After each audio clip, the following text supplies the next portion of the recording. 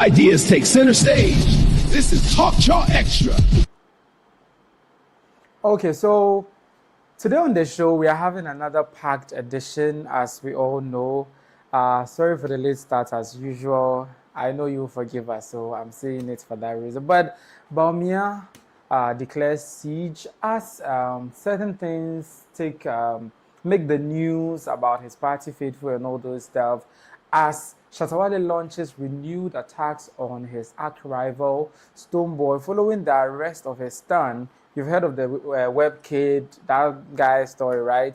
Yes, we have details of it on this episode. We also look into TGMA 2026 and the AMVCA. Some of you were bending and contrasting whatever happened between those two shows. And I thought, yeah, let's take a deep dive into it on this episode. Bridget Otoo has also won about a whole lot of money, like something that she can use to treat her rear for the next 4 years or 8 years. But we also have South African's story, his arrest and incarceration, quote unquote. He's not yet convicted, but I'm just using it in context.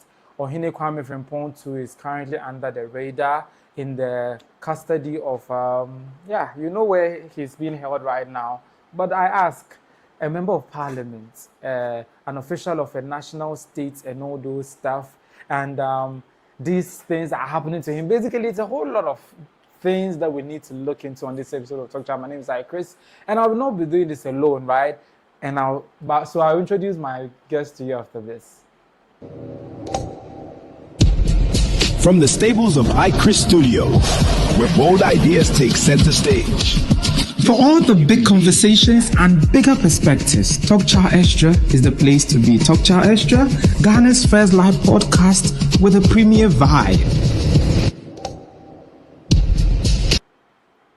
Okay, so that was like a bit of a bumpy start, but fine. I know you will take it like that. I'll get back in my groove, and the show would go as planned. But before we continue, I want to introduce my guest today. I have an all-new guest. Like, you know, sometimes I bring new faces onto the show, and I have to specially introduce them. Today I have with me a perfect gentleman by the name Fahim. Fahim, you're welcome. Thank you very much. And in the case of those who don't know who you are, a little bit about yourself, so that maybe to put you in perspective, yeah. Okay, so I'm Fahim Adams, and then I'm a student leader who is actually want to go into the political landscape. And then I know starting from student leadership, they're actually doing well. And currently I'm the Nooks Rep for University of Boston campus. And then also the 10th Vice President. Nooks Rep, 10th Vice President. Hey, you see the combination? Combi way, I know what they buy. My regular guest is here. RJ is here, right? RJ, your colleague, namesake MJ is not here. Can you hold the fort for him? I'm representing the two. You are representing both the J's, because MJ, RJ, there's that kind of link between them. But basically, we'll delve right into our first story. And a man of God is complaining about a particular case that some people are doing in church. I don't know what kind of church is that. I don't know. They call it First Love or, First Love Church. And apparently they practice kisses before the, the wedding itself. So Reverend John Wesley Aminuku reacts to this video from the First Love Church, in which they were kissing in front of the entire congregation ahead of their wedding. He was very, very dumbfounded. He was like, how in the world should the place of worship turn into a place where people practice kisses? Let's take a look at this video. Last time I was telling you about something, they say called practice kiss, right? So they will line the youth. They are not married though. They say, now come and stand and practice kiss. They are going to give us their first practice kiss. Please, let's welcome Elvis and Darlene. Not too long, not too short. Hey, Darlene. It's okay. It's just a practice kiss. Today is not 20th October, please. It's just the practice kiss? For the church to see. Grandma, your time, were you doing that in church? Oh, a whole church. Then this one will kiss. Then the people will shout, no. We are not satisfied. Then the pastor will say, Please come back. Popular request. You have to carry her and kiss her. There's the height difference. 3 pieces, you have to carry her and so that we can see the kiss very well, you see. Hey! First Love Church, make some noise! you heard them, do it again. When the people say, okay, then they say, okay, now go and sit down. Next. For the next 30 minutes, they will practice in church. The church Jesus Christ died for. That is what we are practicing in church, in this nation. And kiss, you know what will follow? They are going to give us their practice kiss. Height cannot be a barrier.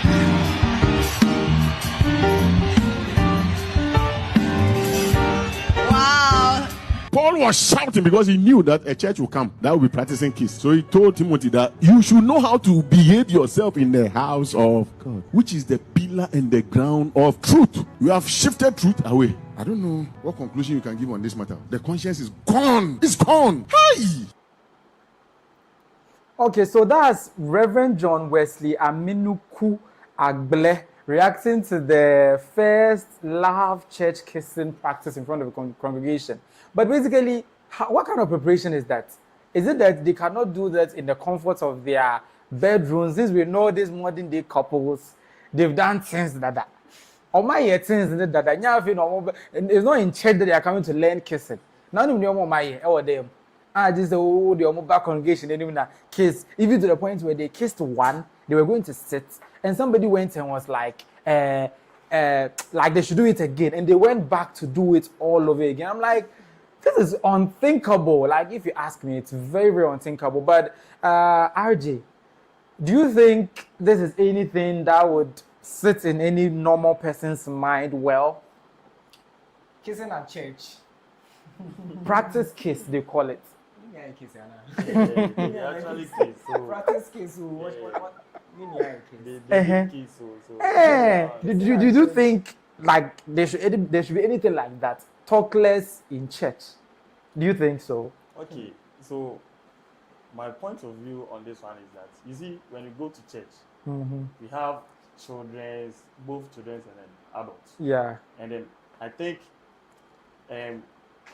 if you are going to do this thing, that's why they have this thing, Melko and then those things. I think they teach them how to be kissing and then those things. I don't know, but then I'm just for him, you are alleging that Melko teach people how to kiss. No, but then you see, they teach them about the America. Yes, that one So they do. probably they are going to talk about something like that, but not necessarily kissing. You get it? I get what maybe they will talk about some one or two things. So even if you are going to do something like this in the church, you should be in the presence of these adults. But then right now we have children in church who will be watching this thing and they will be feeling curious to try it at home. Yes. Mama need that level. Yes. Is it that so thing? I don't think it's right for us to be doing this. Yeah. And for better context, for him, he's a Muslim, right? So if he kind of got something wrong in the perception, you should understand from that angle. So at the church, in front of the congregants, they were excited. You could hear the noise, like the jubilation, the reaction of the congregants. Do you think that it's characteristic of the church, or it's just that our society today is corrupted to that level? I don't think this is corruption of any form. It's just the pastor trying to help recently engaged couples get more acquainted with each other. That's how I see it. They're getting better acquainted with each other. They are getting better acquainted with each other in front of the congregation. I mean, I feel like he's just trying to remove some sort of awkwardness that will happen when you go into the room. When after they get married, on first night, and they have to do that in front of the church. How? The same place that he's going to stand there and preach against fornication. So exactly, the delivery wasn't good. But then, I don't really think it's a bad idea. Like, so now you think it's not a bad idea to practice kiss? They've already engaged. They are engaged, but they are not yet married. They're saying in the span of 2 months they'll be getting married. Yes, and within the 2 months, you're already letting them kiss practically. Should, and when they go home and continue the practice. They should build some bond by now. It's like. But then you see, definitely when they are doing their wedding, the wedding day, they are going to kiss the bride. Practice kiss, it goes into the wedding practice. But you see, when they are kissing on the wedding day, sometimes people try to do it very intense. But then something like this, and then if it was to be not intense, I think that one it will be okay. But then looking at the video, I think the first one, you see how the lady was, and then you have your child looking at this thing, watching at this thing. It's going. You are watching your parents' kids. What's wrong with your parents' kids? You see, let's say it's not their parents, and this is someone from other parents. Yes. So the audience should be censored. Yes. Now, look, this is a Ghanaian society. Ghanaian society, kissing is not a thing. Is it a thing? Even in Ghanaian society, if a dad kisses his daughter on the lips or a mom kisses her son on the lip, it's a bit bizarre. Like we frown upon it. I think it's about time kissing becomes a normal social norm in countries. It counters our culture. Like I don't think it's part of our culture to be doing such things. It's Western like to be doing stuff like that. And we are copying the Western people, are we not? Even if we are copying the Western we are being acculturated. Western culture. Tuxedos and the rest. So why would you take some and then use it? So we've taken the clothes, we should also take the acts. Is that what you are propagating? Is it some of the things that they do is not yes. Even if but then kissing isn't something that's bad. We should. So kissing among engaged people isn't something that should be considered bad. Like it's all right, but then they shouldn't have been doing it in front of the congregation. The whole church and all those stuff. But look at the name of their church, First Love. Like it shouldn't even be normal. I think that the church name is telling. When I heard church, First Love Church doing that, okay. And I understand the name. Maybe it's part of one of their. Yeah, they are rude. And then you have to realize that the congregation are actually enjoying what. Yeah, they were clapping. They were even the host was telling them they should come back and do another one. I was like, you see, this generation, we actually fantasize those things. I think last week I went to my brother's graduation. He was about to write a BBC, so we went there. So when we were there, and then they called one guy to come and take a certificate. So when the guy was going, the guy and then the guys, I don't know if it was his sister or her mother or something. Followed. So when the lady followed, come and look at the place. Everybody, the children, people were giving you fans because they've seen something. It's like what do we get about or something like that. Meanwhile, everybody and his sister. No, this one they saw the backside of the lady. And everybody was shocked. They were like, hey, basic kits or basic education certificate examination kits. Yes. Like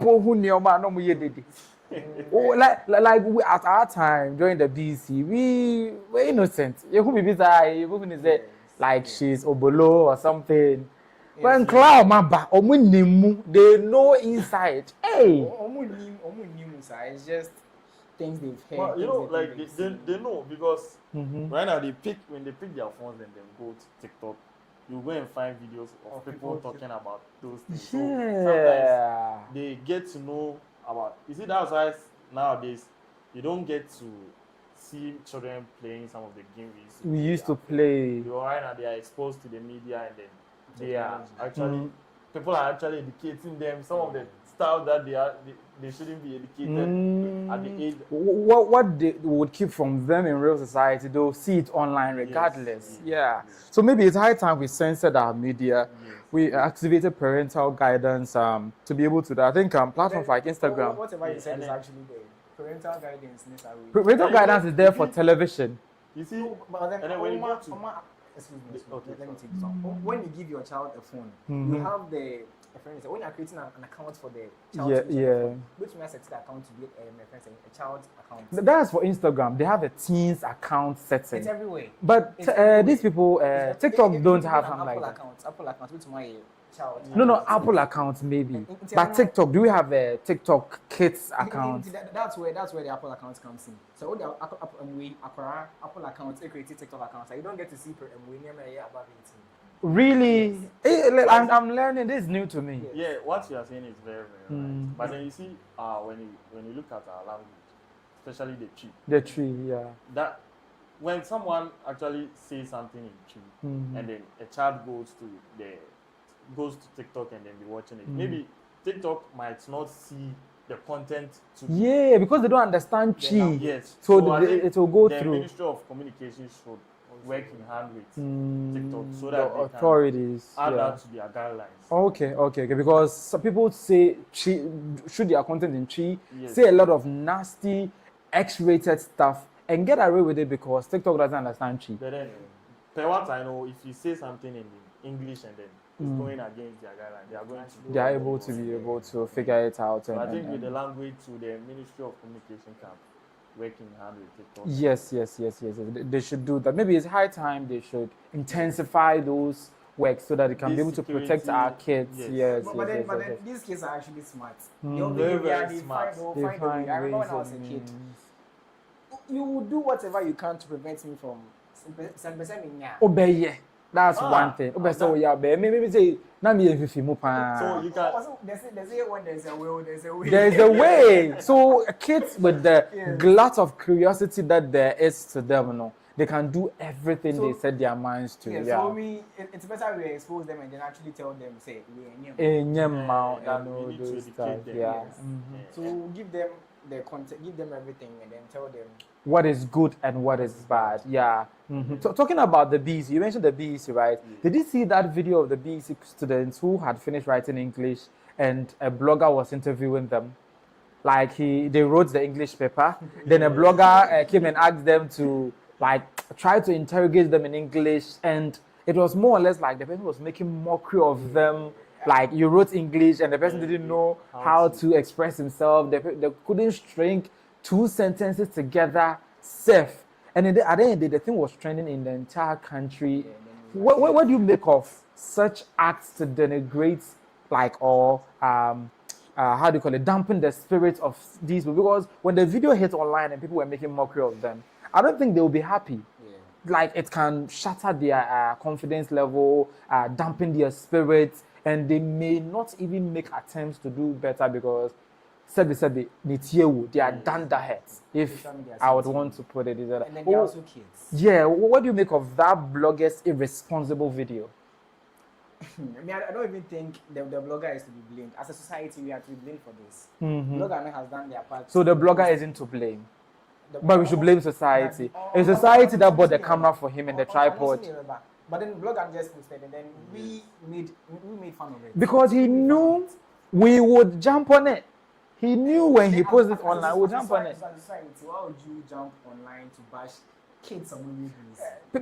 What even surprised me was that after he posted the raw video online, I think on YouTube, other YouTubers picked it, reacted to it, mocked these kids to the core. This is very shameful.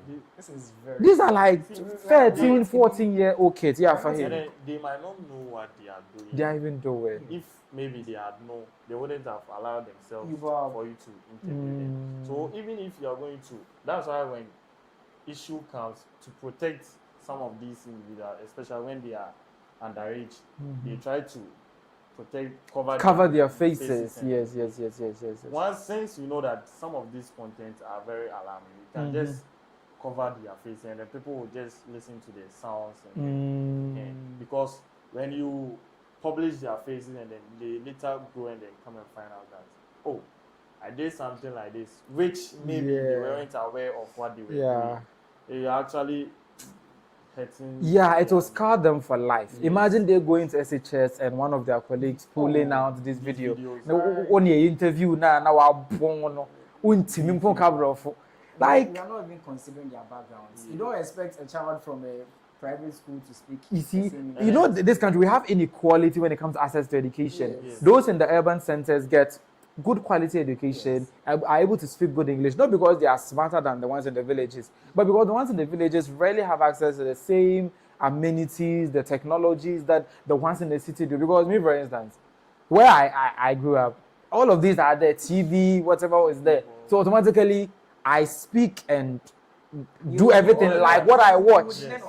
Yes, but the people in the village, TV is not there. The only time they can hear English is when they come to school. Come to school. Even that one is their teacher is speaking it. And it's very hard. Yeah, they cannot assimilate that. So I think those inequalities and all that sake, we shouldn't victimize our kids like that. Yeah. And then the society, the way we comment on social yeah, we shouldn't celebrate some of these things. Because people were very happy about it. Almost ha, and a thing. Oh. But then this is something that's been there for a long time now. What's it for a day or more busy for a day? Yeah. But then I think it's high time as a society. Maybe we should write an open letter to some judge to curtail some of these things. And I even think it should be illegal to interview underage. Yes. So some of the stories, you need kids. Let's say stuff that affects them. Let's say educational reform, some of the stuff affects them. Sometimes you need to give them a voice.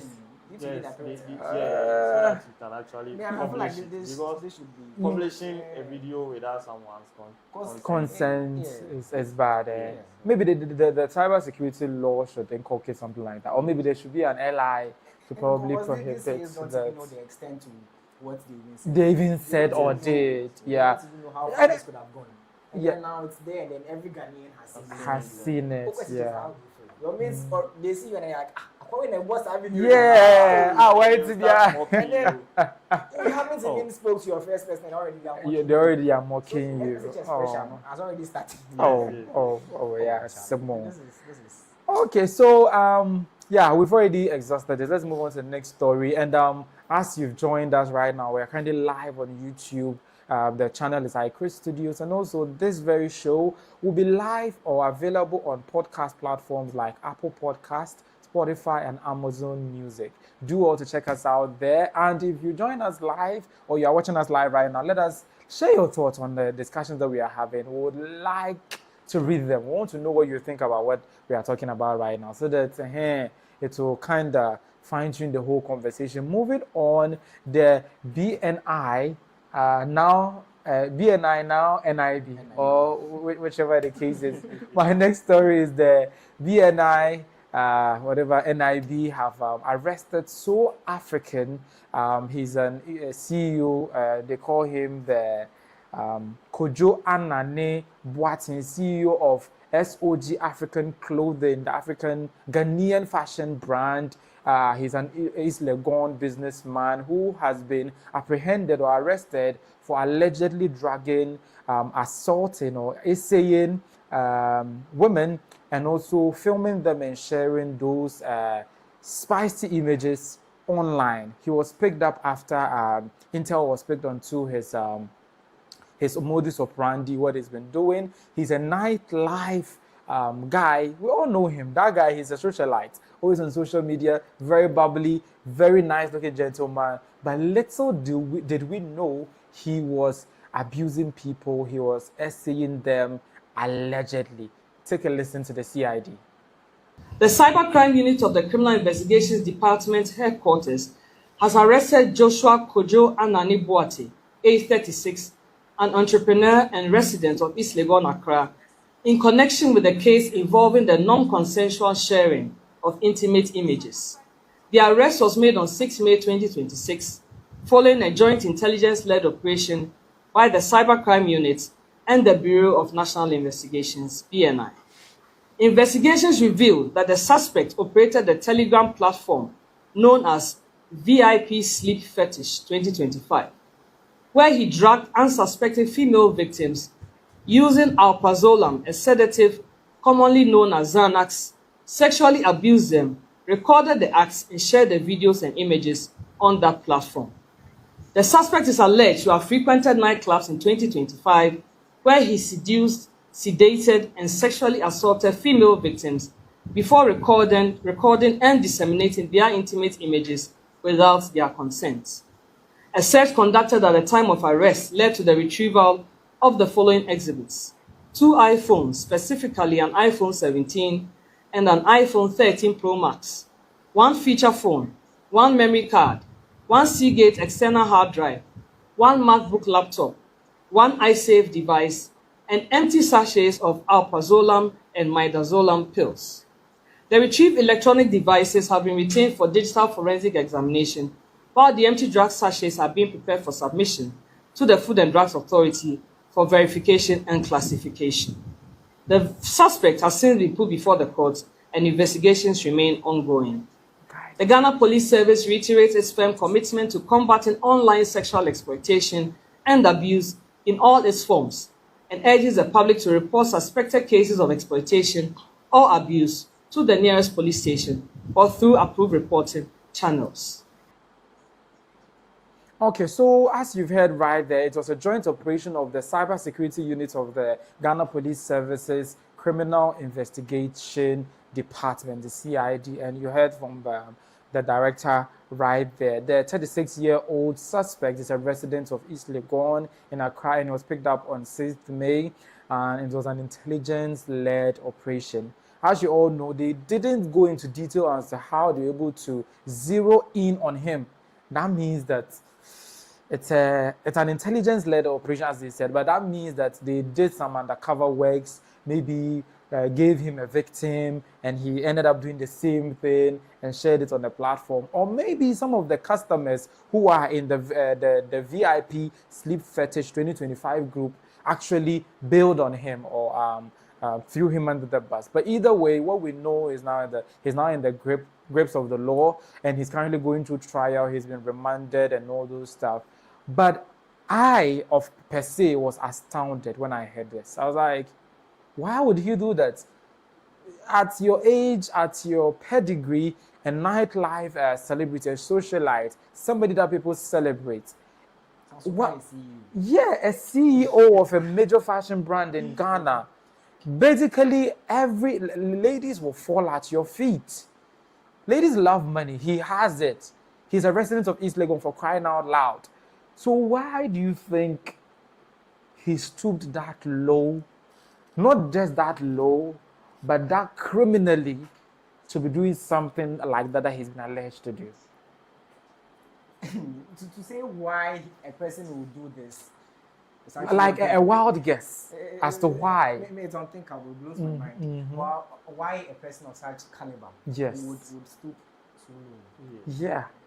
He went into the gutters and made a single room self-containing site.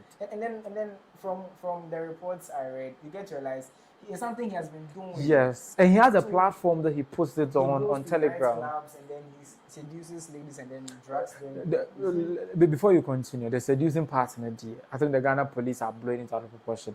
The gentleman there doesn't need to seduce ladies. Seduction can be a wink. He is a nice guy. He has money. People know him. He doesn't need to seduce you. The fact that you have money doesn't mean you can't get ladies who can reject you. So maybe that's where he's going to go in by seducing them. And then, I thought he had a charm. Look at the gentleman. Look at him. And then some of this content, when you look at this platform, OnlyFans, they produce some of these content and put it there. No, they don't produce content of this sort. They actually produce content that is actually authorized. Like themselves. But then what's this guy is posting? Completely legal. And it's even on Telegram. Telegram doesn't pay people to. I'm trying to say something. You see, so people are interested in some of these content. So the fact that, let's say I wouldn't put myself in his shoes. Let's say the job that he's doing, this thing that he's doing. The fashion. The illegal one. The illegal one. You see, let's say you've been seeing some of these influencers, and then this guy has been bringing their news out. There are some people who are who wants to see those things, so they go to his Telegram channel and then make payments. That's why he calls it VIP. So you need to, when you make the payment, and then he will add you to the VIP group. Yes. So he's making money, like OnlyFans. Since OnlyFans will not allow him to randomly post people's pictures, because with OnlyFans you need to sign, anybody in the footage needs to sign a consent form that he or she has agreed for his nudity to be put out there. But with this, what he's doing, every other time he's changing the lady. So he cannot get the consent of the lady to put it on OnlyFans. So I think that's where the VIP thing comes in. But look at this. So he uses alprazolam, Xanax, the anxiety medication to drug them, get them to be disoriented and weak and sleepish, and he does that to them. My main problem is that couldn't he have done it without going to that extent? Because I feel he's somebody that he can get the ladies of today to do what he's doing without necessarily dragging them. And when that happens, it will become two consenting adults doing something. And in that way, the law cannot hold him responsible. But the moment that he's dragging them, what was the name of the channel again? VIP Sleep Fetish. Sleep Fetish 2025. That's exactly why he's doing it. Yes. It can't be a sleep fetish if the people are awake. So it's a fetish, like Yes. something, That's what his, something that they all know is wrong, but they love it. That's what his people pay to see. So that's what he's there. Like when they victimize people, essay them in that state, you know, it's sweet. Like, how do I even put it without it sounding offensive? And then perhaps I also believe maybe if he tries to do it with their consent, and then maybe they are going to charge more than that he spends. Really? Because if someone is going to, let's say, show herself out there, definitely there'll be a price. Yes. The price will be higher if they know that they are going to be captured and it will be posted on a premium Telegram platform where people pay to watch. It means the person also has to get something out from it. So that's why he's actually doing that to let's say less production cost. To reduce the production cost, he'll do it without their consent, so that he'll make more money on the VIP, whatever side. But he's a fashion influencer, like a fashion, how do we say, businessman in the fashion industry. And we all know what goes with fashion. Models. And models, most of them are what? Ladies. So automatically he's within a market where he's a lot of ladies are at his disposal. And considering his pedigree, his social status as an influencer, a socialite, ladies will throw themselves at him. And when they do, and he end up doing this, do you think he's using his status to, how do you say it, take advantage of these people, or he's just giving them what they deserve since they are throwing themselves at him? I'm just alleging maybe they are throwing themselves at him. Okay, so for now we can't conclude on that one because the fact that you try to drag them or you drag them before yes, when you drag the person, it means they are not throwing themselves. Regardless, what if they did? So that if you all want me, then I also use you, like something like that. And it means right now you should have been doing your this thing in the jurisdiction of the law. If it comes out, you wouldn't be accused of any wrongdoing. So if they comes to you and then you tell them, oh, for me, I'm going to capture you, and then they agree to it, and then you do it. I mean, we wouldn't have been talking about this thing. But do you think anybody in his or her right senses will agree to be captured in that state? Yes, we have people there. Because it's weird. There are millions of Ghanaians out there. People intentionally. Definitely, you find a couple that will actually agree to do that. Wow. But then, this is such. I don't even have the words to explain. To explain how to do it, reading the story, Ankasa gave me goosebumps. Cause like, and then the kind of substances he uses is very, very serious. Yes. So imagine someone isn't aware and they give this person. Spike their drinks. He uses alprazolam and midazolam, popularly known as Xanax, right? Those two are the ones that he uses, and I think they are high-level prescription drugs, which are mostly not in how do you call it? Normal supply. You cannot just walk into a pharmacy and say you want alprazolam or a Xanax or midazolam. So that also leads to the next question. How does he get a hold of these kind of medications? Because it is prescription medication. It's like tramadol. You don't get it anywhere. You only get the normal weak ones, the Bibidol, Panadol. Those ones, they are not real tramadol. So real tramadol, that one, you don't go feel any pain. Is it a vibe? So those ones, how do you guys think he gets them? So obviously, as a dealer, And since he has been arrested now, I think there will be more investigation. They'll conduct more investigation to find out into it who and all gives that him stuff. those drugs. Because I read in a report that when the police actually came to his place, they found A lot of stuff. A lot of those drugs plus memory cards, MacBook, iSafe device, empty sachets of suspected alprazolam and all those electronic gadgets. Everything just seems to be in line. It's like the memory cards that he uses to keep the videos are there.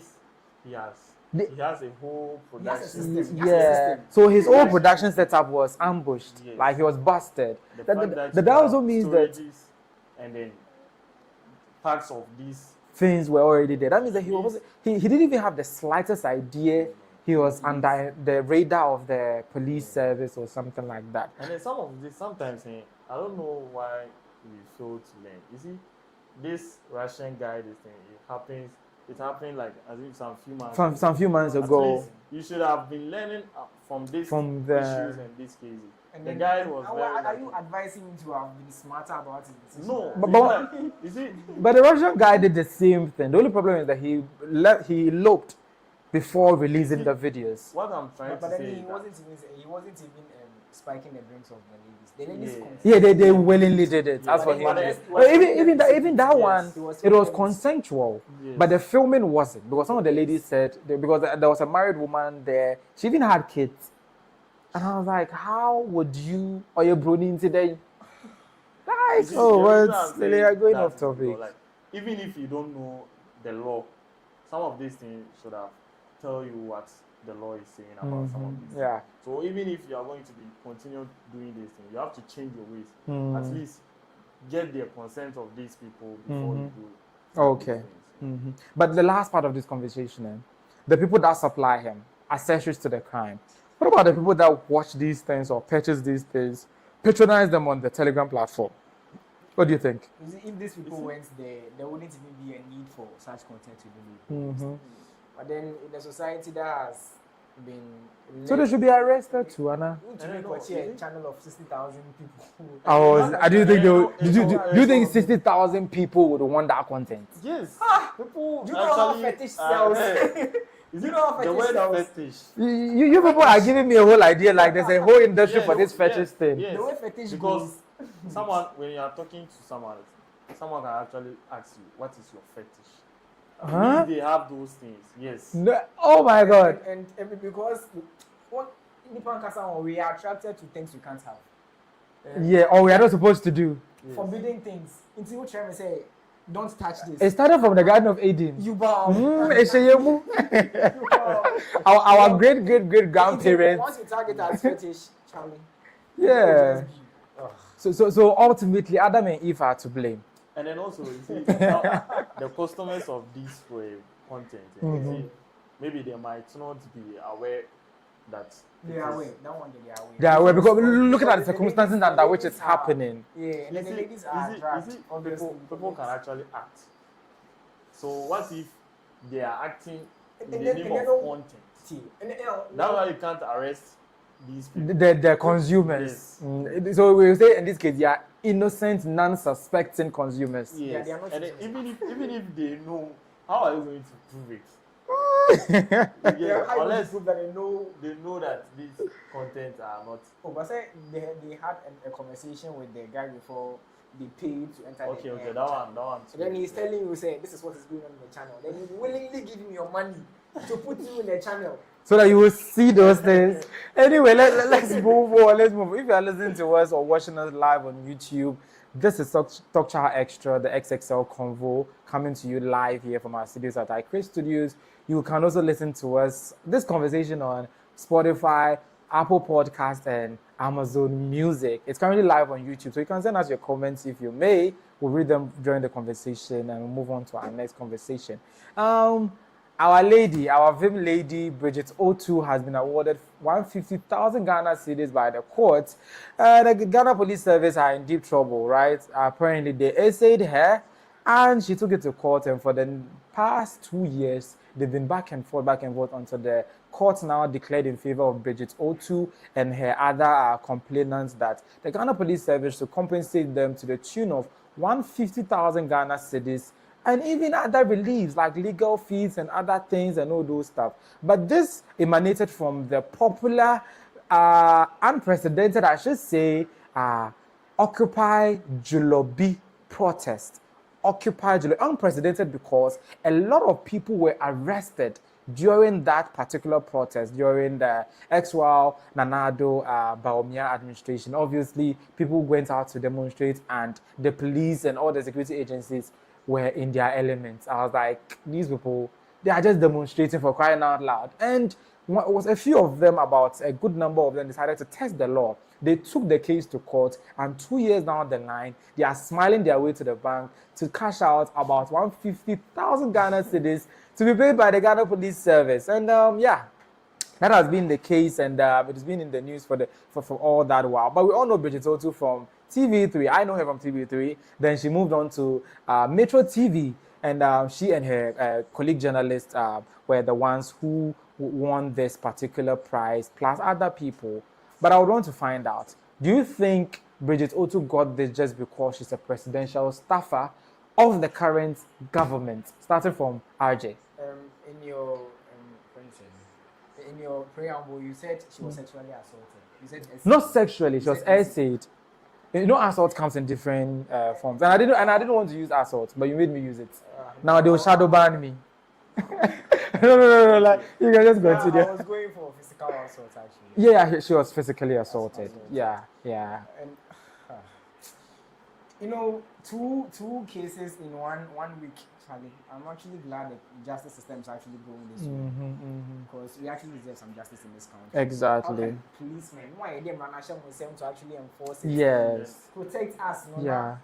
They were abusing their fundamental human rights, voicing out that what the government is doing is bad. I don't know why the previous government or the then government was so peeved when people hit the streets. I don't see how this is a bottleneck or a headache for you as a government. Almost so on yard, and I said they are angry. Let them go and do their demonstration. But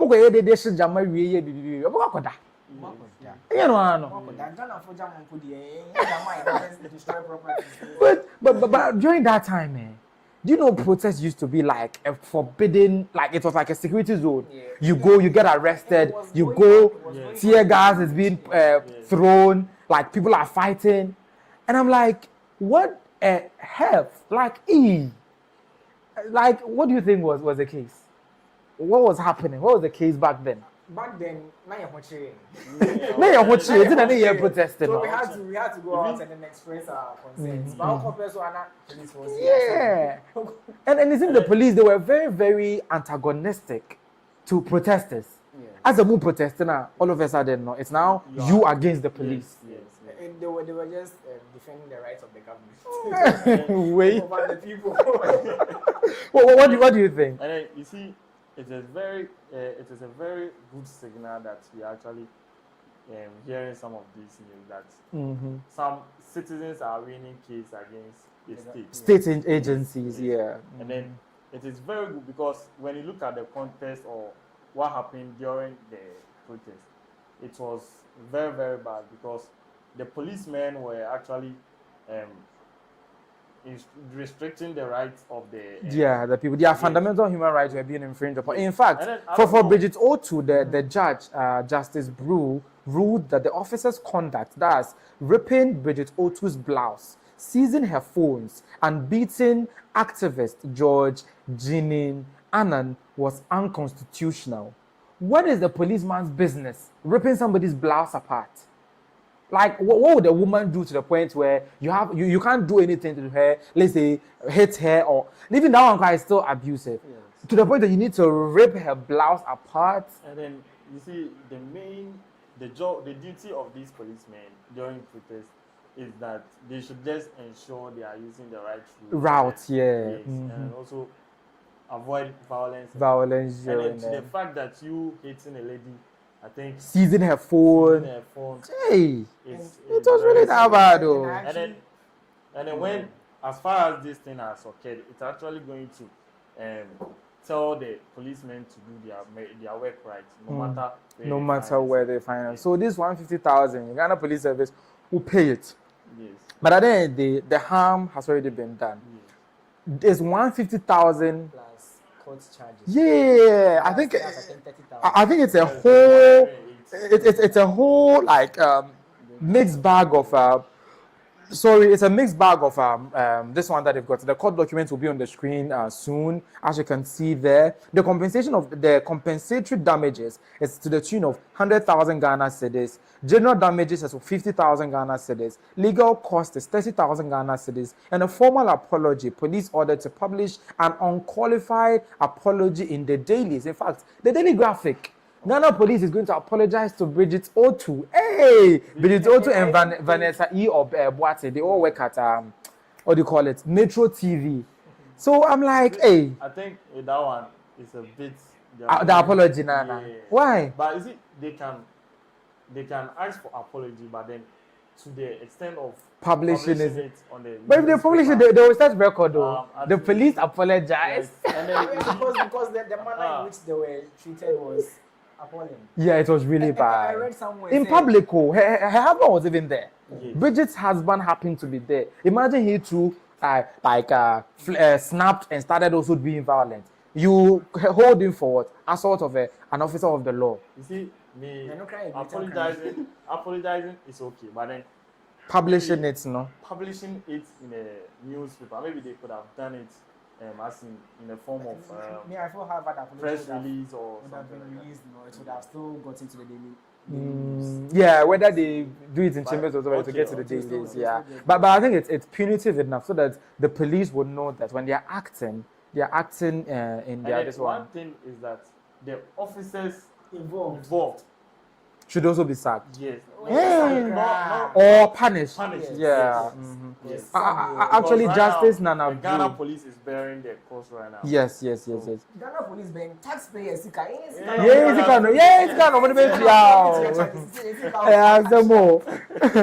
The High Court Justice, that is the Human Rights Division 2, Accra, presided over by Justice Nana Brew, found that the officers of the Ghana Police Service violated the fundamental human rights of the journalists, that's Vanessa and Bridget Otoo. And they said, rights of journalists and activists, they were duty bound to protect. Under any circumstance, whether the person is a criminal or whatsoever, you are supposed to protect the person. And after protecting the person, you can now arraign the person before a court if the person has gone against a law. But in Ghana, it's the other way around. You know, the law says with minimum force, and I'm kind of saying that minimum force, we use minimum force to neutralize the victim. And then this George guy, George AJ. Yeah. I don't know his Yeah, name. he was one of the He was activists. actually Yeah. beat Yeah, beaten to the pulp. and Yeah. slapped. Yes. Waiting man do man. Yes. And you know, sometimes I don't really know when they go for protest, I don't really know how it affects The government of the or day. police. You see, sometimes they will just be complaining that something is not going on well. The only thing that they can do is to bring you petition, Yes. and then you will receive. You will read After it. that, they will go back home. You can even use it as So- toilet paper. Yes. They cannot even know or do you anything. And then, so after the protest, they will go back home, and then everything is done. So why are we supposed Preventing them. to? Because I think during the time, the ex-wild Mahamudu Bawumia again, they were trying to go to the Jubilee House, the Jolobi, this one. And they were protecting them. Don't go. It's a security zone. And security zone. Jubilee House, like I'm not denigrating the house. But the last time that I went there, I went to the Christ the King Church opposite the cantonment. Basically, when you pass the other route going to the main road, it's just across the street. So, how is that affecting the security zoneness of the Jubilee House? Sometimes I also believe that, you see, when we do some of these protests and then the forces, it's like, let's say it's compound, the forces has been compounding, and then every day they do another protest, and then it will be compounded. One day it will get to a time that you will see people, let's say, when they pass through, let's say they do the protest and they pass at the Jubilee House, they can use that force to enter into the Jubilee House and raid it something with all the security mechanisms in the house. You see, when the power of the people speak, sometimes you also fear they shouldn't allow the Jubilee House to be used for some of these purposes. It should be measured. You see, sometimes you can restrict them by not passing necessarily the Jubilee House, but then give them a route to pass. So I think if my memory serves me right, your government allowed people to go there.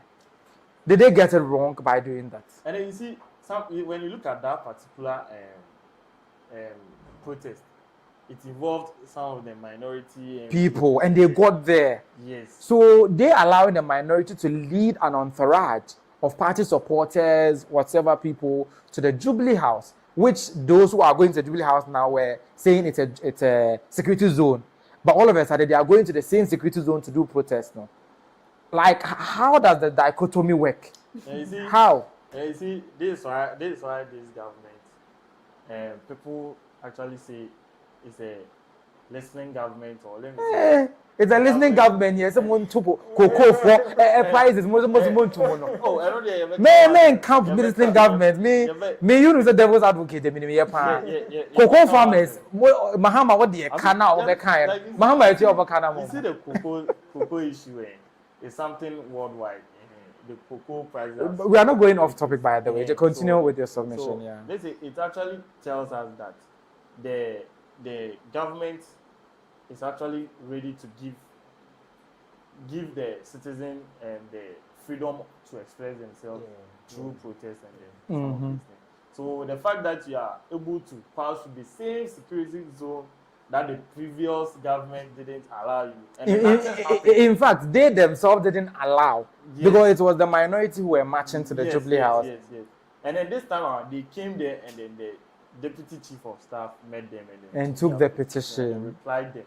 So this it was actually very nice to be seeing democracy at display. So I think the Xtra administration could have learned from this, done something like that. At least I know what the people will do won't change the choice that the government will make. Unless the government can decide to say Yentiobia, like the Mahamudu way, 2016, right? Hey, it's your government, so I want you to speak to it. And then you see, what led to he be kicked out? Sometimes the Yentiobia, this thing is very, like, let me just say, sometimes the government knows what he or she is doing, and then they know the long term. So are you trying to say that Mahamudu knew what he was doing in 2016? Oh yes. And they still kicked him out. You see, that's why the Ghanaians went back to bring him back to power. So you feel sometimes we make so much noise, uninformed noise. So and you see, we have opposition parties. So when something goes wrong, they will just add something to it. They will spice it up. The current government will look very bad. And then when you look very bad, it benefits them. Yeah, I don't know the kind of communication that you are going to do to stop this, because already whining. So whatever thing that you are going to say, well, that's why right now some people will be there, like they'll be like, hey, before them, I'm on Kasakra, because they believe that so let these people come. Yeah, cut them some slack and all those stuff. I know definitely as time goes on, they will try. The Ghanaians will develop some. I say a buy with the form, or that one it will get there, but then we are hoping that maybe some 16 years time. This one that you are saying, you dear. My devil advocacy today says that don't stop saying that. We need the country to be sweet with two opposition parties switching every 8 years, so that they will be able to set their ASSs up and develop the country. And switching the sides. I don't even think that's you don't think it's helping? I think one side just taking it and then doing it. I feel like so we should allow MTN. Hey, I said MTN. NDC. The current administration is doing a great job. They are doing a great job. The Gogo farmers are crying, and those who almost came back. Do the job, So if they mess up, if they start to mess up, then you start to bring in. And they start to mess up on that note. The Bank of Ghana is making losses. You see your government. You see that one? It wasn't losses. What was it? Let's say, but then the Bank of Ghana. What is it? It wasn't losses. What is it? You see, you have operational costs. But it's recorded at what side of the balance sheet? Losses. And then you see, the Bank of Ghana is actually doing well. Mm-hmm. Hey, doing well in what aspect? Let me just say, your boka, but you now faso. Faso being star because the Ghana also move faso. But you know that the gold purchase of the gold board. Yeah. Gold board actually made profit and then all these trade were done by Bank of Ghana. Bank of Ghana. They're actually making some profits. Isn't it the same Sami Jenfi that they said Otongo da Boka last year? No? That's why I'm saying. You see, the mandate of gold board isn't to make profits from the gold. Yes. Mm-hmm. But I'm saying Obok, how did he run into losses last year? You see, the mandate of gold board is actually, let's say, they will just, it will cost them operationally. But then when it's profit them, that one is a bonus it's a surplus. That's why when they are announcing it, they say a gold board made a surplus, although there were some operational costs involved. Yes. Hey, and is it for? You see right now, gold board, you see the kind of road that we are. Well, they are doing well. They stabilize the city. That's for that one. I'm happy about that one. But the rest, it's arguable. Moving on. And as I said, you can send us your comments on YouTube. Wooded Echo is asking, where is MJ on YouTube? He's asking us, my other panel member, where is he? MJ, where are you? MJ, where are you? Comment on the video. Yeah, so MJ, wherever you are, come and reply. Why? So that they'll know where you are, because they're asking me, how can I tell? But one thing I can say for a fact that he's inundated, right? He's inundated with a lot lately. So it was only right he had to take a seat back. Okay. And I assure you, the next episode, he will be on. So as to where he is, he's inundated. Assuring everyone that next week he will be. Yeah, I would bundle him like Naba. So where is MJ? Where is MJ? And the crowd kind of say he's inundated, indisposed, and next week he'll be here. And I'm answering. No. Moving on, do you know that what region is Abronye the chairman, MPP? Bono Eastern, Bono halfway. Okay, so the MPP's Bono Hafu regional chairman's court case is currently being remanded to 2 weeks in prison custody by the court after he made certain unfounded statements about certain justices of the courts of competent jurisdictions in Ghana. The thing has gone haywire. People are talking about it. People are saying it's an abuse of power, blah, blah, blah, blah, blah. But prior to that, he was arrested before and went out on bail, only for him to go back to his Ohene TV and go and spew even more, Blacko will say, gibberish. There's a video to that effect, and I hope that at this point in time, you'll take a look at it. Abronye sama okanya edena kopie eye remand no enie. Mumye kotie Abronye. Ya ma press ase kwachisofo. Wo ye political judge. Eno ntina da bia no ye nya case ya. Ye de kwa denta ho, judge na wa denta circuit court won, or ye political judge. Monka create cases here. Nan say adenta ho, police for ye ya, no mo de kwa denta circuit court. Negotiation ben na Ghana Police Service, any adenta circuit court no, or ye political judge. Judge na wa adenta no ye political judge. A oni abana ye negotiation. A intimidation court and my establishing our denta. Intimidation court and your court what? A deliver justice and your court where you fair because Ghana Police Service and the judge, you know, our negotiation. And in a case be a young fan denta circuit court or your political judge. Media count me out. Womo musro some be catch say we a political judge, you know. Media count me out. Go you can do foco. Nana nyina yahu. We a political judge ya. Emrabi beba atake 146 ni be ya duma.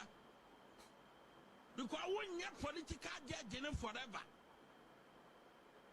We need political because promise akoso, agreement akoso, promotion agreement ayadai akoso to a political judge. And in that case, it be a dental circuit court. Every case, a dental circuit court or a political judge. Not political police if one of the court. Obia bompire, nankaya judge. Say, yes, see, Obi, Yama press. So these are the words. Okay, so as you heard right there, he was character assassinating the image or the person of a judge of competent jurisdiction, accusing, branding the person characterless, integrity, without integrity, the person of being biased and all those stuff. And he's now being charged to prove or make a case for himself if what he's saying has any basis, for which reason he was remanded into prison custody for 2 weeks. On the back of this, a lot of people have been running commentary about calling it political witch hunting, abuse of power, whatsoever. Basically, people are saying that this current government is using all tools and mechanisms or machinations available to them to silence discerning voices. But my question is that Abronye's voice that you just listened to, is it a discerning voice? Your guess is as good as mine, basically. But my guess here, RJ, MJ is not here. RJ, do you think Abronye is a discerning voice who is being silenced or something? This Abronye guy, he's a very controversial guy. Mm-hmm. Usually he comes up with these wild accusations and then he comes and then you come and spew everything out. And then, as same way I was saying like this, Charlie, that's not fast one. And then I say I didn't tell him bias. He was saying the judge is a political judge. Yes. So you have to go and prove it. It's a very wild accusation. It's a very wild. When you do that, you just reduce the confidence that people have in our courts. Yeah. Yes. Because let's say if someone who is politically inclined gets a court issue and then they take it to a dental court and then the person loses. They will just assume or presume that this judge is actually for political. a particular political party. So definitely the outcome of the issue is not going to be favorable or fair. Okay. So I think that's the reason why they got him arrested. So I think some of the comments that we make, and if you don't have any evidence, you shouldn't be talking about. So I'm actually glad he has been remanded. You are glad? Yes. Ombrame providing evidence of they being political judges. If let's say when they arrested him, he was able to prove that let's say he contested for let's say a primaries or with NDC colors or something like that. Or maybe has done something to even the slightest of chances to give the person the impression that the person is politically aligned. Very because what he's saying is very dangerous. Because obviously he couldn't, isn't it? Yeah, because he's been caught. You've disrespected, disgraced, impugned the reputation of an honorable judge. That one in itself is a crime. You've also leveled accusations against the judge. Not just the judge too, the court too. He said the judge and the court are political. The judge knows over the court. You see, so this is like a slur casted on the entire justice system of our country. The reason why sometimes people feel some of these comments are normal to be made in public is because you see, we are now in the social media technology era. So what people used to say before that they weren't getting attention, and this time you have to know the law. When you say it, you may be arrested. Yes. And we now have the Cyber Securities Act or something like that. Yes. Least mistake now. No much so. So it's not political witch hunting. They will tell you that freedom of speech, but then it doesn't mean you can just say anything at all. So you have freedom of speech, but freedom after speech, no? Who will guarantee it? Yes. But why won't your government guarantee freedom after speech for your opponents? You see, you can't be attacking, and then this judge isn't part of the NDC government. Are you sure? Yes. Don't you? Hasn't you been having midnight meetings with your party people? You can't tell unless you have an. So it's possible, but you can't tell. But you are saying that wouldn't be. By the way, I'm just playing the devil's advocate too. Mama Beswami because they be having midnight meetings. So since you don't have any evidence, my producer too is warning me. I'm withdrawing any statement. My producer is already telling me that he is disassociating himself from any statement that I'm making regarding the judge. Hey, so I'm in it alone. Hey, Irish Studios, is that how you are? I'm hosting your show and I've made small mistake. Yeah, disassociated yourself. Hey, anybody know? But then basically, if you can say something like this, you should be able to provide evidence. Yeah. You can't just be causing mass confusion. Yes. Because the thing is that if the people gradually lose trust or faith in the justice system, it is very, very problematic. You see what is happening in South Africa? They don't feel their systems will work. Yes. So they are taking the laws into their own hands. A similar thing may happen if we allow people to denigrate our court like that, because if you get to a point when you say, even if you take it to court, it's your party colors that will determine the verdict. Yes. So instead of going to court, I'll take the laws into my own hands. So I think it's a delicate issue that he touched on. And he should be taught a lesson, isn't he? Shouldn't he? Or we should temper justice with mercy. If he's able to provide evidence. The thing is, the own evidence.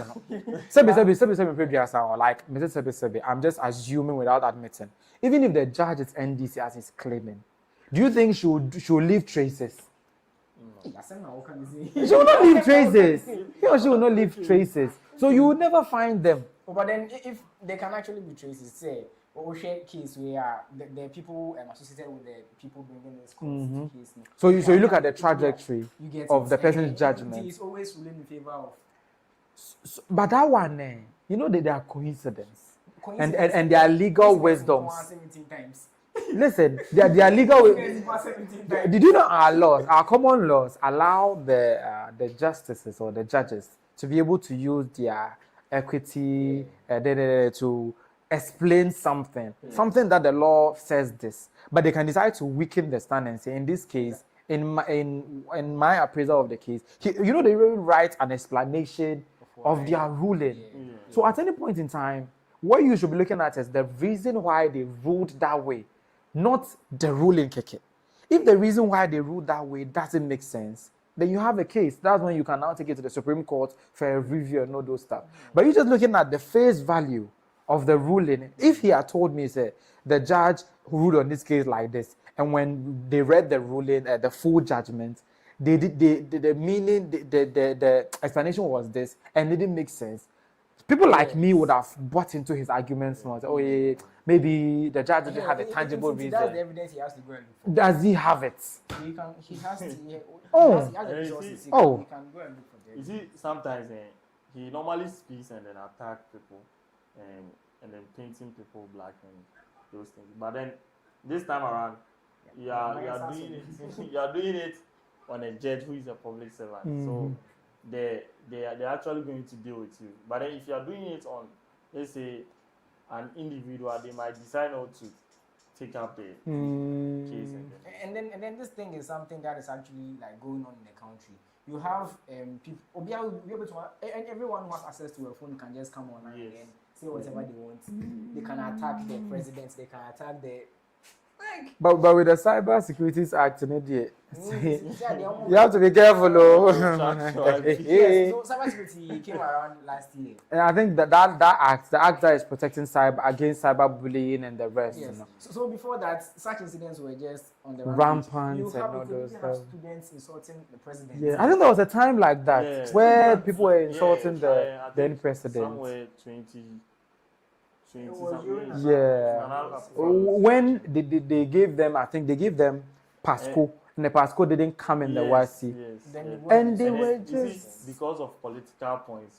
Akufo-Addo had to step in and they be like, oh, you should leave the guy. Hey, this one's political point in the womb. Political point in the womb. You see, like it wasn't nice. It wasn't nice at all. At least the guy should have been arrested and then. No, they are students. They are underage. They are minors. You see, there should be a form of punishment. You get it? But at least.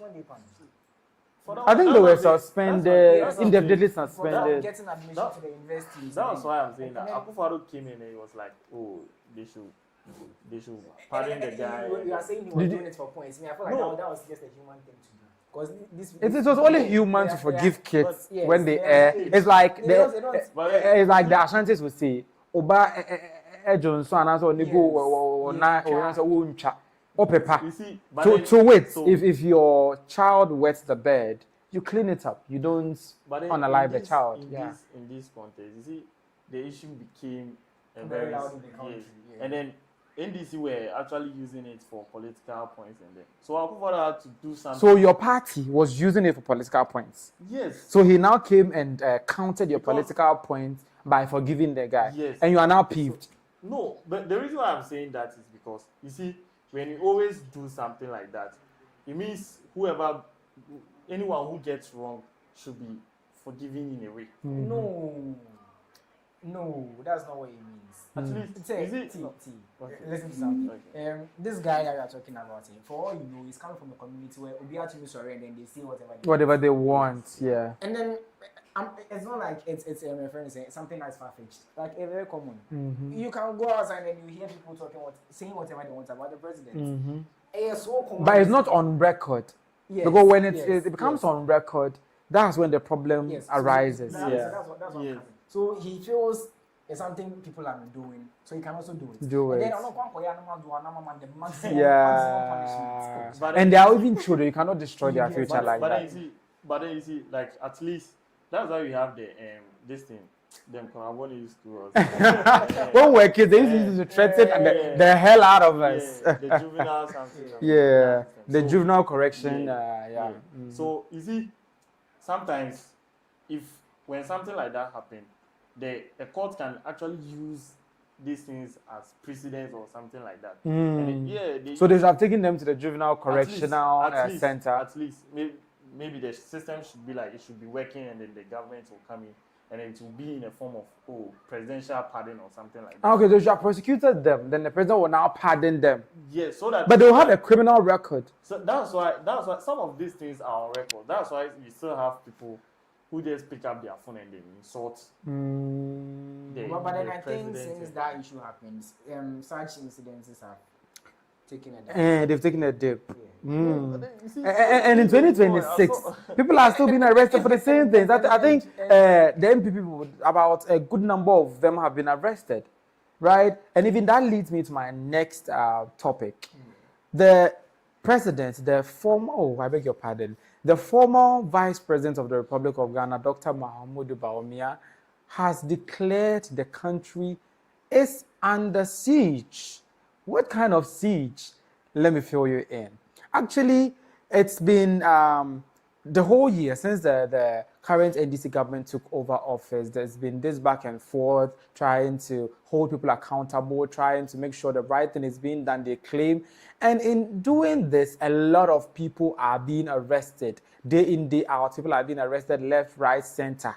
And now, Dr. Mahamudu Bawumia, the economic wizard himself, is now saying the country is under siege. And this is what he wrote in a press release that he posted on his social media platforms. For the benefit of those who are listening to this podcast, I would want to read what he says. According to him, democracy and free speech is under siege. The title is Democracy and Free Speech Under Siege. So that's what is under siege. I don't know why this has a full stop, but let's continue. I have observed with great concern the endless assault on the fundamental human rights of officers, activists, and supporters of the New Patriotic Party across the country by the National Democratic Congress government. These attacks, arrests, detentions, and unconscionable bail conditions have been a persistent feature of the NDC government since they took office on the 7th of January 2025. The latest of such acts of intimidation has been the arrest, detention, and subsequent release of David Isando for lamenting on social media about the return of Dumso and the bizarre decision to put the MPP Bono regional chairman Kwame Abronye into custody. These actions undermine free speech and are setting Ghana's democracy backwards. I condemn in the strongest of terms the unholy collaboration between the executive, the state investigative agencies, and some elements within the jurisdiction to use intimidation and harassment to silence members of the new patriotic party. I therefore serve notice to officers of the state who are active participants in this unholy enterprise that the day of accountability would come and the abuse of state power will be accounted for.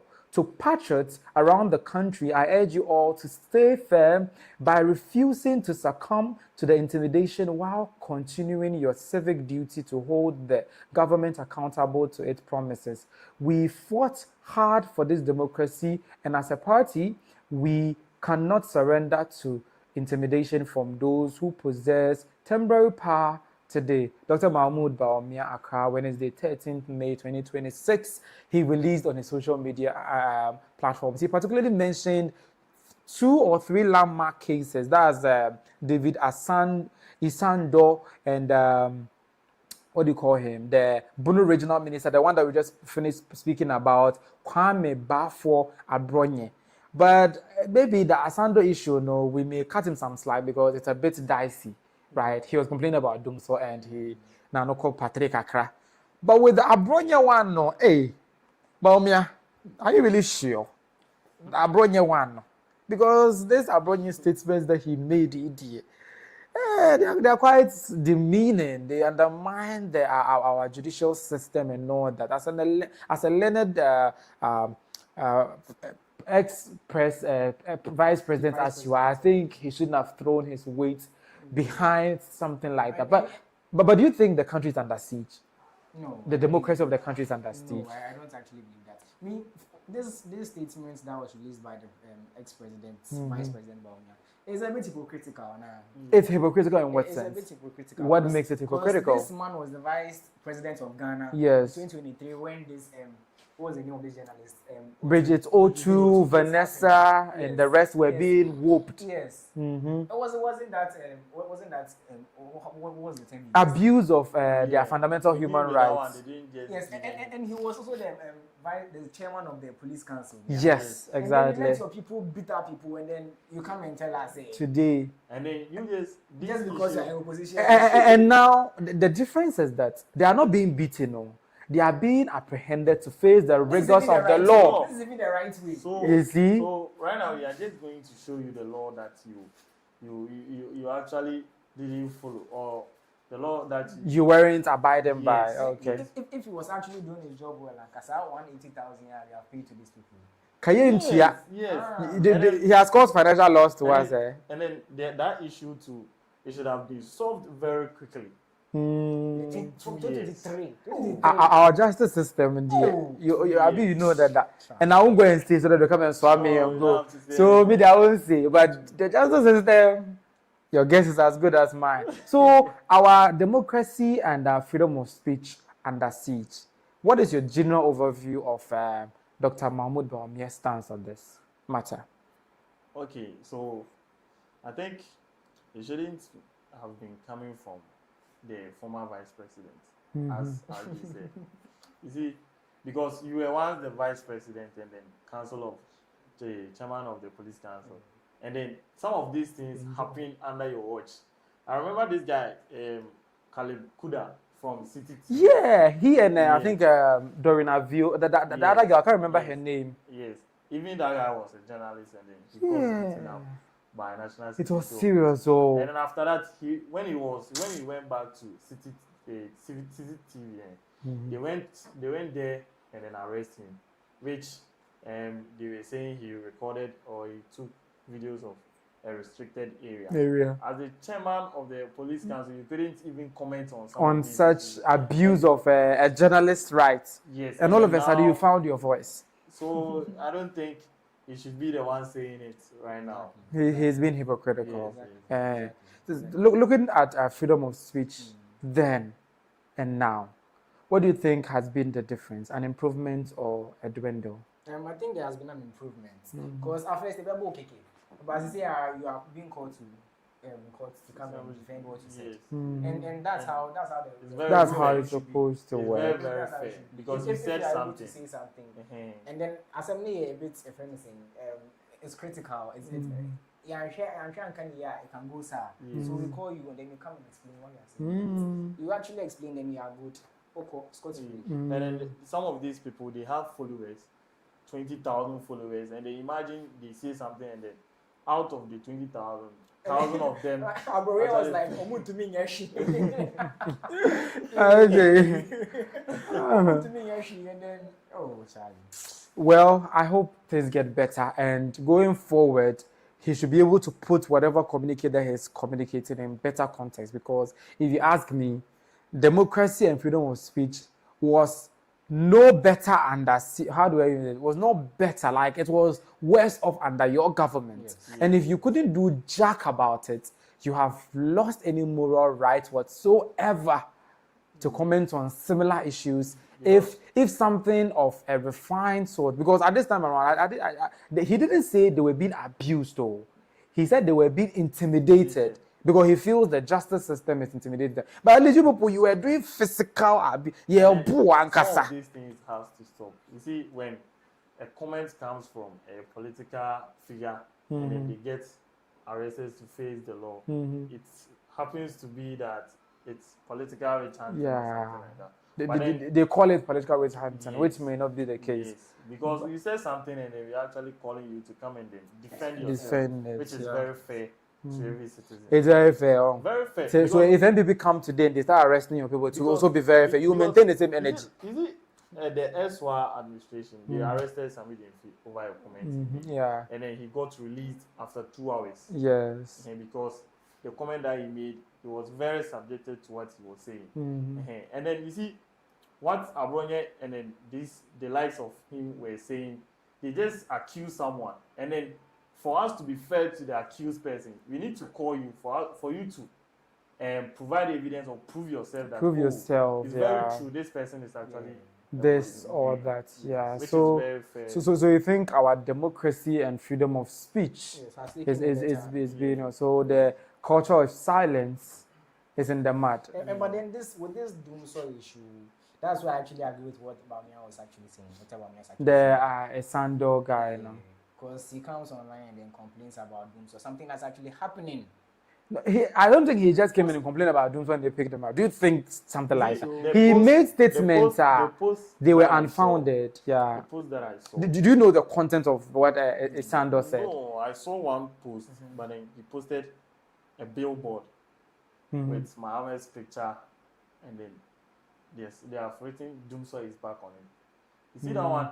That's publication of false information, and it's against the new law. It's inside though. When you publicize false information, you can be picked up. But I think that was actually going No, on. but it's doomsday like. But then, you see, how would you define that? That's why. How would you define doomsday? Load shedding. When you don't have enough load to the point that you have to shed load. Exactly. But in the case of what was happening, they didn't have less load, or let's say, it wasn't a generation issue or no, they had an accident. Right, and in that case, they caused a deficit. But it doesn't mean it's load shedding. We were still facing a power crisis. That's the whole point of this. Such as a power crisis. So you are supporting him. I'm not supporting what I don't actually know what he said. But then if you spoke directly about doomsday, then I don't think they should have. You see, that's why you can make your statement, but then there might be some flaws in your statement that you made. So that's what I'm saying. He posted a picture of a billboard with Muhammad picture on it. Saying Doomsday is back. So Muhammad is announcing Doomsday is back. Yes. And then he was like, see what I saw today. See what I saw It's not today. even him. It's No, not you him. know, It's actually a you know- billboard. No, there's no billboard like Listen, that, but he so- created his He own. created, and then he was like, Oh, see okay. what I saw today. Doomsor is back. Hashtag You Doomsor think that's is back. false news, yeah? So He implied there's a billboard to that You're effect. actually telling your followers that you saw something The today. government is also acknowledging Doomsor Yes. is back. So maybe what he said might be very normal, but then when it goes into the law, they are going to show you where you've But then this law thing, I feel like there are so many things that are there that we are the average Ghanaian doesn't know. Yes. Yeah, it's a And new then you bill, come and bring the so Ghanaian out, now they don't call. They will Yeah, take now you that there one and then chairman they will mention an art. You'll be And shocked. then you don't even know that was even there. And then they will tell you ignorance of the law is there. it's not an Yes. excuse. Yeah, Also, I'm on trash. and you have to find the law But and they will read. tell you that the constitution It's actually available Yes, for you to get. yes. Constitution, me find me pick yeah. It's not regular English. Oh, regular Ah, is the inside. it's not It's normal not at all. normal Eh, English. You pick and then you read and then challenge. You don't even understand. You blah, and You then see, you're telling even- me. So even you some think of this some of the NCCA, the National Commission of Civic Education, are not doing their job right? Me, I haven't So they been should on sit the out. road. Yeah. Because they're supposed to, they used to come to Because even with schools the to law- educate people. Even with and the law, some of the judges even seek for interpretations sometimes. You blah. Judge, So- why you money for how many years? Then me come on for all remember. What do you expect? Well, we'll talk about this all night long and we'll still not make progress. So let's move on to more serious issues as the MP of Asante Akyem North, Ohene Kwame Frimpong, has been arrested in The Hague in the Netherlands when he went there to do 1 or 2 rounds there. Parliament confirms that the Parliament of Ghana has confirmed the detention of Kwame Ohene Frimpong, Member of Parliament of Asante Akyem North in The Hague, Netherlands. According to a communique issued by Parliament, they are currently engaging in diplomatic missions in the Netherlands to gather details about whatever that is happening. The details that other people have been that has been gathered so far is that he's been fingered or linked to a 30 million fraud case of romance scam in which business email compromises are there, schemes that lasted between the years of 2022 to 2026 in which wire fraud, money laundering, and other very, very serious crimes were committed. And according to them, Ohene Kwame Frimpong had a hand in it. In fact, he was one of the culprits or perpetrators of those money laundering schemes, the romance scams, the wire fraud, and you name it, to the tune of about $30 million. So, in an attempt to get him to face justice, the US brought up an arrest via Interpol, and he was arrested in the Netherlands. And in an attempt to extradite him to the US, and I think it's still in the works, and it has come to the Ghana's Parliament notice. And Ghana's Parliament quickly issued a notice, as I read earlier, that they've be able to take note of whatever that has happened, and they are working assiduously. For the sake of those who are listening to this, Parliament of Ghana puts a detention in the Hague, Netherlands, of Honorable Member of Asante Akyem North constituency, Mr. Kwame Ohene Frimpong. It has come to the attention of Parliament that the Honorable Member of Asante Akyem North constituency, Mr. Kwame Ohene Frimpong, has been detained at the Schiphol Airport, Amsterdam, in the Netherlands. The Right Honorable Speaker and the leadership of the House are in touch with Ghana's mission in The Hague for detailed information on the matter. The public will be duly informed appropriately on the matter. Signed, the Clerk of Parliament, Ebenezer Ahumo Jetro, whatever the name is. But he is currently in deep trouble in the Netherlands since the FBI have been working in other security agencies. We are even told that Ghana's very own Yoko was even part of it. Can you imagine that? You collaborated with foreign powers to apprehend our sitting officer of government. This is an indictment on the Ghana and our government system, isn't it? RJ. How do I even take this? This guy was actually traveling. Yeah. He was arrested at the airport. Yeah. Schiphol. Yes. So he's actually also a sitting member of Parliament, a government official. But he's traveling with a diplomatic passport, most probably because of his status as an MP. Yeah. And for whatever reason, you had to stop him at the airport, embarrass him by arresting him, and also release a communique to Ghana's parliament or send a communication to them that you've arrested their member, just like that.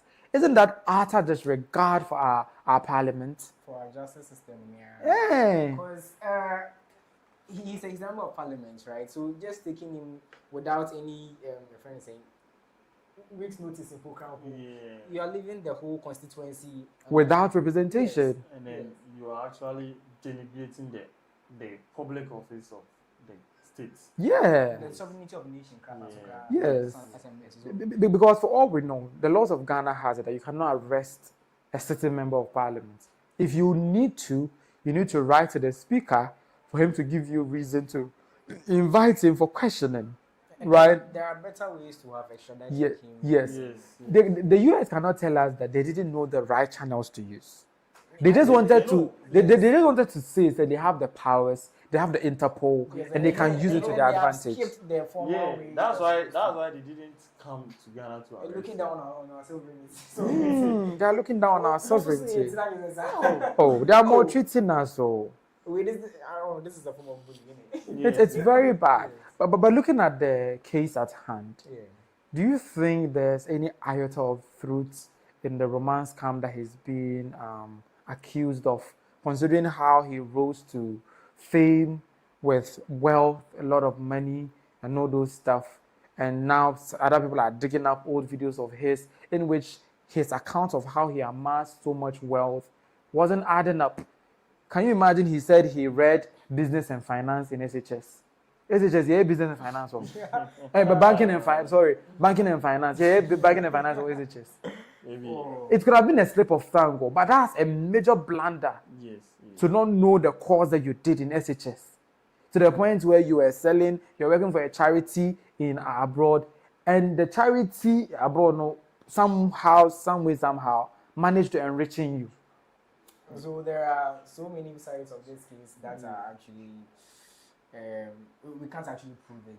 He himself can't actually prove it. Because it's going to say that you read banking and finance at SHS. Did you actually pick a book and then read it from there? Or that was his course. He said he mentioned his SHS. That's where he did banking and finance. SHS. And so, new course they are like that. Even me as a business student, there's no course as in subject. In the SHS like banking and finance, we have business management, we have BM, we have accounting, financial accounting, we have other business courses. But there's no course like banking and finance there. For him to even, but he's even like it's one of those. You see, we have arts, science, home accounts, and the rest. His own department was banking and finance. So basically, it has also been alleged that when he resumed office, he has been using his office for some of these. Really? Yes. So he only came into government to upscale the fraudulent activities you are alleging or reporting. That one, you see, that's how the information. What happened? Okay. So sorry for that. Continue. So that's what they've been alleging. We can't conclude on that if that's the truth or not. But then if that is the case, I think he wasn't ready to stop this act of his. And once he has been arrested, it's very good. But then it's very good that he's been arrested. Yes, but then the channel for his arrest is what we are actually complaining about. Because you see, the constituency without vacant, without a representation. And then we don't even know how long this is going to take. And then the whole, at this point, I don't think the parliament has even briefed us. And in this case, the MP is not dead, so the parliament can't easily replace him until I think they cannot replace him easily. They can declare his seat vacant. Okay. And when they do, they have to go into a by-election. If it happens like that, and then let's say the after investigation he comes out clean, it means I don't know how they. It has called they call it something of justice. Yeah, there's a word like that. Misapplication of justice or malfunction of justice. Let's see. Like that. We are going to see the constitution at this period this time. Maybe some of these things happening for us to learn from it. You're saying something. Okay, so I just read something that there is the Bilateral Extradition Act that you can actually use to extradite someone. Yeah. To the US. The US. But in this case, he's a certain member of parliament, and our law says you cannot arrest him unless you write to the parliament. The internet is on more far back door. Yeah, that's why. I think they don't want to go through the long route. I think they know that definitely if they come to Ghana straight, the government will find its way to protect him. And then I feel like this is even a way to show Ghana say yes, sir. Because yes, sir. And it has happened. We're a sovereign nation. They're actually trying to do things diplomatically, and then we don't know how things is going to come out. They're actually exercising their strength as a big country. As a big country over an ant, a small country. Because already Ghana has denied, they have rejected their 300 million. It's a whole small country. Want to prove that? Like small has the shake. They are saying the Yoko is part of. Yeah, I think the FBI. Do you know they have an attaché here in Ghana? Yes. And they are working with the Yoko, the NACOC, and other state agencies. Yeah. And according to sources, it was an operation orchestrated, like done in conjunction with some of these state agencies. So the state agencies, are they now working for us or working for them? You see, the state agencies.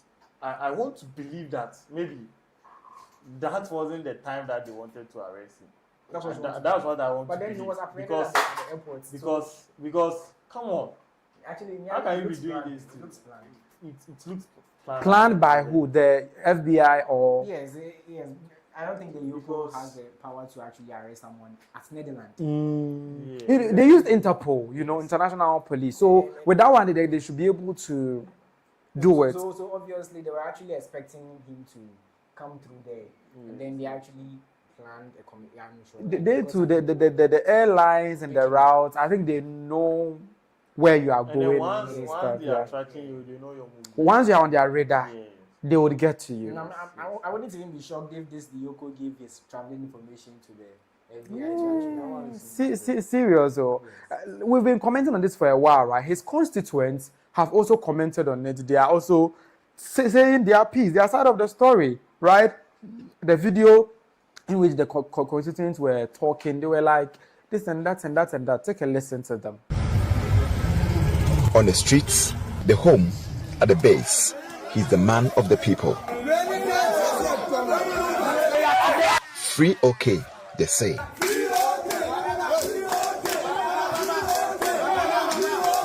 Constituents are confident the embattled MP will return someday. For now, they are oblivious what may have caused his arrest. Some suspect a foul play.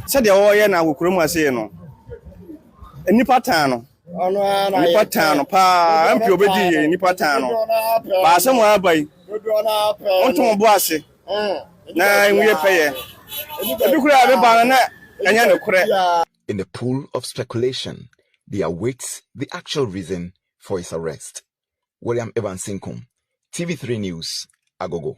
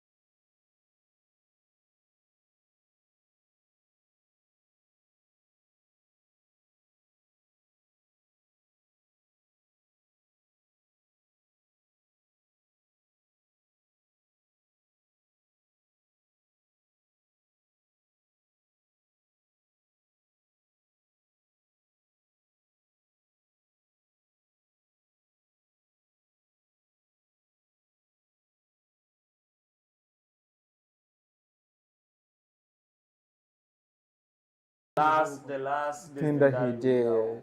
Like, so it could have been he was doing it for local systems couldn't detect. Yes. But that's an indictment on us. If as a people, our FIC cannot scrutinize somebody's finances to know whether he does fraud, money laundering, or all those stuff. It's a major indictment on us, isn't it? Yes. Ghana is actually a developing country, and our systems are not 100. Even the tax paying, how we pay taxes. Even with these big countries, US and stuff, we have people evading the tax laws. Yesterday, I was reading this thing about money laundering. They were saying something that over $2 trillion is being landed every 5 minutes. Just look at. I think it's a day or a year, but that's like 2% of the global economy. But then all this money finds its way. It's actually going. It's moving, and then the government, the agencies in charge of this one, are actually not able to do anything about it. If you use monitor, so you get to realize Ghana isn't really that bad. We are doing our best. We are doing our best. We are doing our best. It's just not enough to capture these people. Yes. Hopefully, this guy is actually in the right, and then he actually gets to come back and represent his constituents. For now, some of these things they are alleges. They don't know. Yes, exactly, they are alleged. So whatever happens, Sarah, hoping it goes well in his favor and he's able to. Well, basically, according to the reports, his victims are by 1,000 because the 40 or 30 million that you're talking about, you can just hefty sum of money. They zeroed in on the new Grace, the African restaurant and supermarket Frimpong owned in Chicago. Intelligence indicated that it was not a failing venture but a strategic node used to move fraudulent funds, acting as a front for a multi-million-dollar pipeline connecting victims in a US and Europe to accounts across West Africa. I can confirm that, according to this report, that FBI and Interpol deliberately chose not to share sensitive investigative details with the Ghanaian counterparts out of fear of cooperation would be compromised. This suggests that Frimpong's defensive network may have extended into sensitive national security circles, allowing him to operate with impunity until the international trap was sprung at Schiphol. Other people to the twin card and some other things that some people are alleging that happened. According to this report that I'm reading, allegedly, he even had some elements within the security agencies who would cover up for him even if anything get flagged. I think, you see, for nowadays, money buys people, and then if he has the power to a little bit of power, he has the money. And then we are in Ghana. They can live. Ghana is a very big one. They can.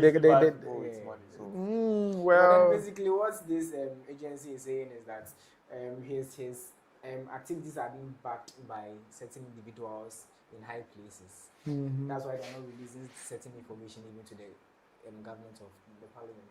So the US is allegedly behind it, but the US Office of Defense Office, Justice Office or so, but that they usually release a certain this one to explain. They haven't released some for him. That's what I'm saying. So they're actually trying to cover up stuff. So they're actually ready to send him to court. But do you think they'll be able to successfully extradite him from Amsterdam to what they are doing there? What's actually let's just see how things go. Well, other people are also fingering even Mahamudu Bawumia, who, according to them, had to urgently divert his flight from London to Amsterdam to engage that Dutch authorities directly so that they can, let's say, get hold of some of the evidence that the Dutch authorities were willing to share with the US, right? So they are accusing Mahamudu Bawumia of quickly making his way to Amsterdam to be like, okay, this is my man. Don't release this one. With the report that you were reading, it was like there are some people somewhere who might be. And yes, they're even somewhere they are up there. That's actually backing his. So if this thing goes further, a lot of big names will fall. Definitely, you see, some of these people in power, they normally extend their connections outside the country. Because why would you be arresting one MP and then be telling us that there are people up there and then you can't arrest them too. And then because of that, you can't release certain information. And Yes. you're supposed to release certain information It to means- the country are actually taking. It means there's power. Yes. There's power. There's power somewhere. Is it also possible that since, like, you know, he used to be MPP, right? And now that he stood as an independent candidate, won, and is now caucusing with the majority, the MPP are like pushing some buttons to pay him back, because according to sources, his opponents, like when they were doing the election, during the election, his main campaign message was that OKFrimpong is a fraudster. He's a scammer. They shouldn't vote for him. How did he know back then that he's a scammer? Or he was just saying, and now that he's in government, they've set him up, or what do you think there's the slightest chance that he's been set up? See, this thing is very, very complicated because the fact that the report said there are some people at higher places, Yes. it could be whether from the majority or minority. So there might be some information that maybe his opponent at the time might have had. Maybe that's why they might. But your party, do you think when they dig deeper into this thing, your party people would be in deep trouble? You see, for that one, you can't tell because some people are saying the way that Mahama is getting money to do certain things, pay it, they don't know where he's getting his money from. So they are suspecting say, hey, Mahama. Sikani free him. Right now, you see, we are trying to localize the mining sector and then those things. And then right now we have gold board, and those things. So I think this fraudulent money, $32 million, you can't do anything for Ghana. You can't really do anything. Maybe people are cooking, and then you know, if it is something like that, it will be flagged. It will be very clear for the FBI to notice. If the president gets involved. But why would the president even get involved in something like this? Like, I'm just being the devil's advocate because in the rare case where the top government officials are involved, I don't expect the president to be. Because at any point in time, the president is supposed to be shielded. So let's say the highest it can go is the vice president. Like it has been passed. According to him, is the vice president, right? So I'm just saying, I know how stuff work in this country. So some people alleging majority has a hand in it. Mahama had to divert from London to Amsterdam and all those stuff. What is the majority leader's fear? What do you think it is fear? To cover his ASS or solve an issue that he thinks can just be solved within some 2 diplomatic mission engagements? Okay, so maybe this one we can just say what we can only say is that maybe it is his colleague in parliament and then maybe they are trying very hard to cover some of these mess that he has made or something like that. For that one we can just say it, but we can't just go into details and then allege anything. So that's the only thing we can just say about that. Maybe and then basically everything that's going on is all allegations. Maybe yes. Maybe they are trying to help him by not escalating things to a certain extent or something like that. Okay, so we will talk about this on and on without making like really knowing the facts of another. Since even the US, those who are arrested are yet to publicly release details of this. All the details that we have. Lawyers they haven't been briefed on. Yes. They are keeping things. So it could even be that it's just it's not even true. No, that one. According to people, they have access to dockets, issues that they've piled up against him. And when a country like US does something like that to like actually hide certain information from the country, they actually have something. Yeah, because they were working with the FBI attaché here. It's not even putting the country in the mud. They actually want to present the information at a time that will inconvenience the defendants.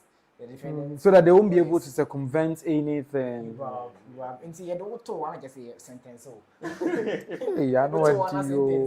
I know a deal of war. But basically, that's it for Ohene Kwame Frimpong. We wish him all the best. I don't wish any. Like he, for instance, the last time that I heard about him was his constituents had an issue with tomatoes going bad and all those stuff, and he had to call on the president to come and buy. He is a good man, generally. He actually brought money a few days later, gave it to the women, and took all the tomatoes and yeah. So I think he's generally a good man, and such good people. They do fraud kakra say nyehwe ana. The Lord. You shouldn't be stealing raw Peter to people. I said, well, on be where you gold koi. So they call it. That's why I'm saying this in English. Retriever of colonial fathers. But then it shouldn't be done this way. This way is very bad. Okay. You go to work and then some guy just texts you and then now what's in this guy? Oh. Let's assume, let's imagine that we can have Ghanaians who are working abroad. Yeah, they get scammed by these people. Yes. So a Ghanaian can also get scammed. Yes, it's very, very. Yes. I don't think so. Scam because anyone can fall victim. But all your Ghanaian now some almost a year we So imagine your company that you are working in got scammed. It happens. And then it happens to your company. It means it's either you are going home or your salary won't be coming or something like that. And then these people can actually hack wire transfers and stuff. Company yeah, I know what do you connecting about the side. But I think this should be a topic for another day. Why is it that a BB4 or the black man is able to compromise these systems, but it's unable to create working ones, like good ones for us? Is our mind only made to compromise systems that have been made to help us? Yeah, the interim creative system, Papa Bia. That's a topic for another day. On this conversation, Adu Season is here with some fire emojis, giving us kudos for the show. He's also saying every day you are playing the devil's advocate. Let me read exactly what he said. You know, at the point I was laughing. I read that and I was laughing. Adu was like, every day, devil's advocate. We will get you one day. Ado, you get me. I be okay, Frimpong. Means that me good with the young drew baby. Yo, won't try why. So means me not good with die man. Ma get to me. Because they were the constituents support. I was really amazed and touched by the fact that almost everyone that they spoke to at his house, at his constituency, was saying something positive about him. And I think earlier today I also saw his mother saying her son does every work, but not stealing.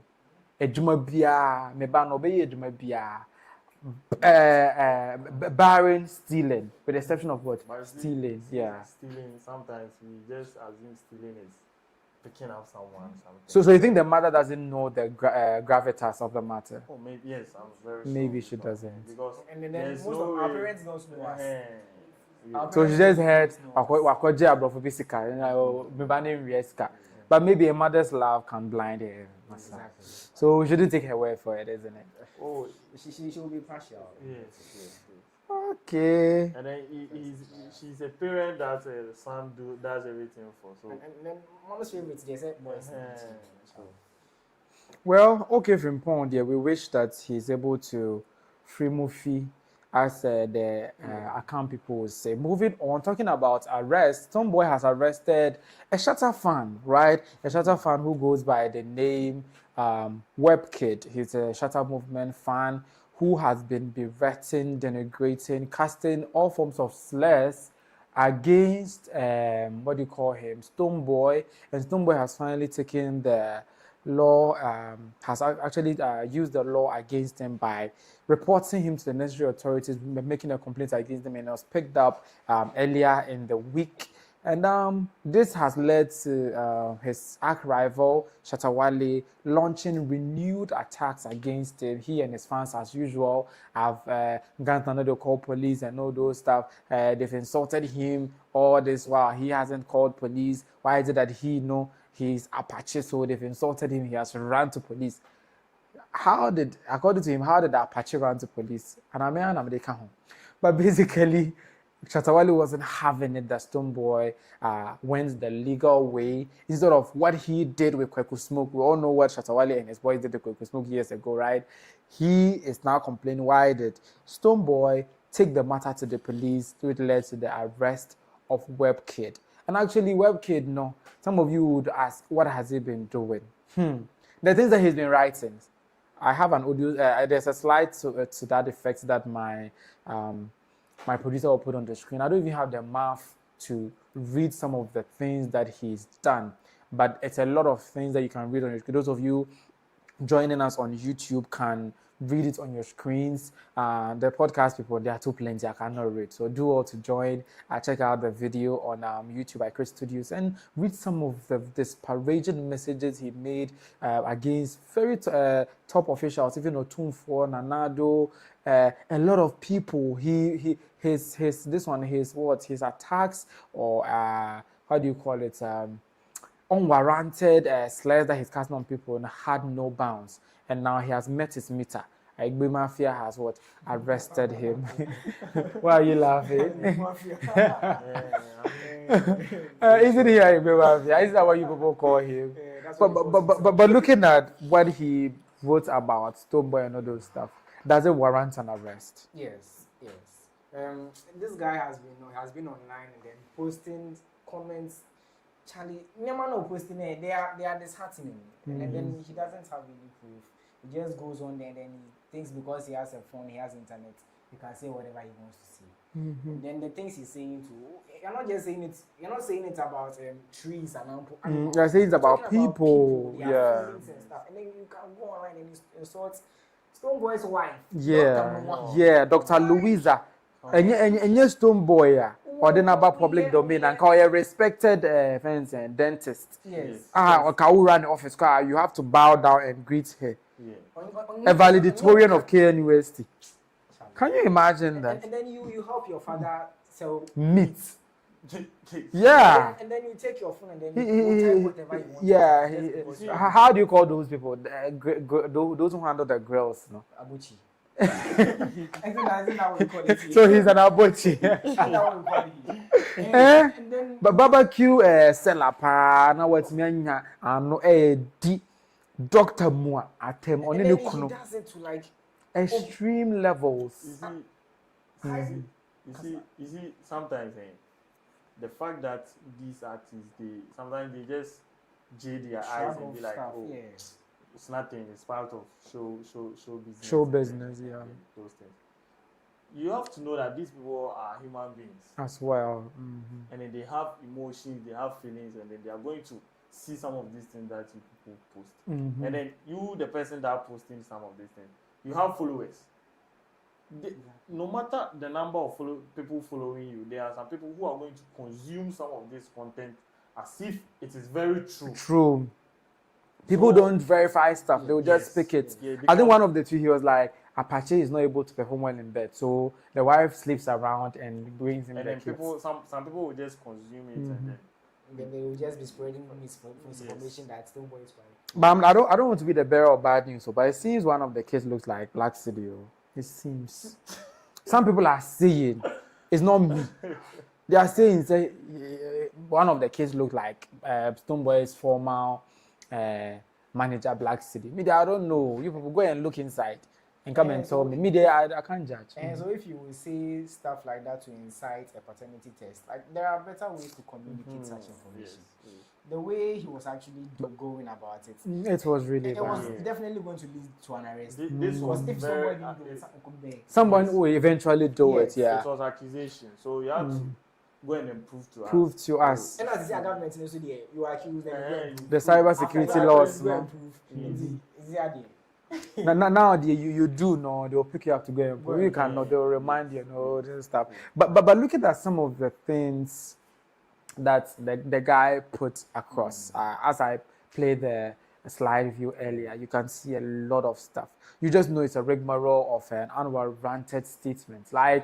Statements with, how did he even phantom that? How did he put together? How did he piece this together?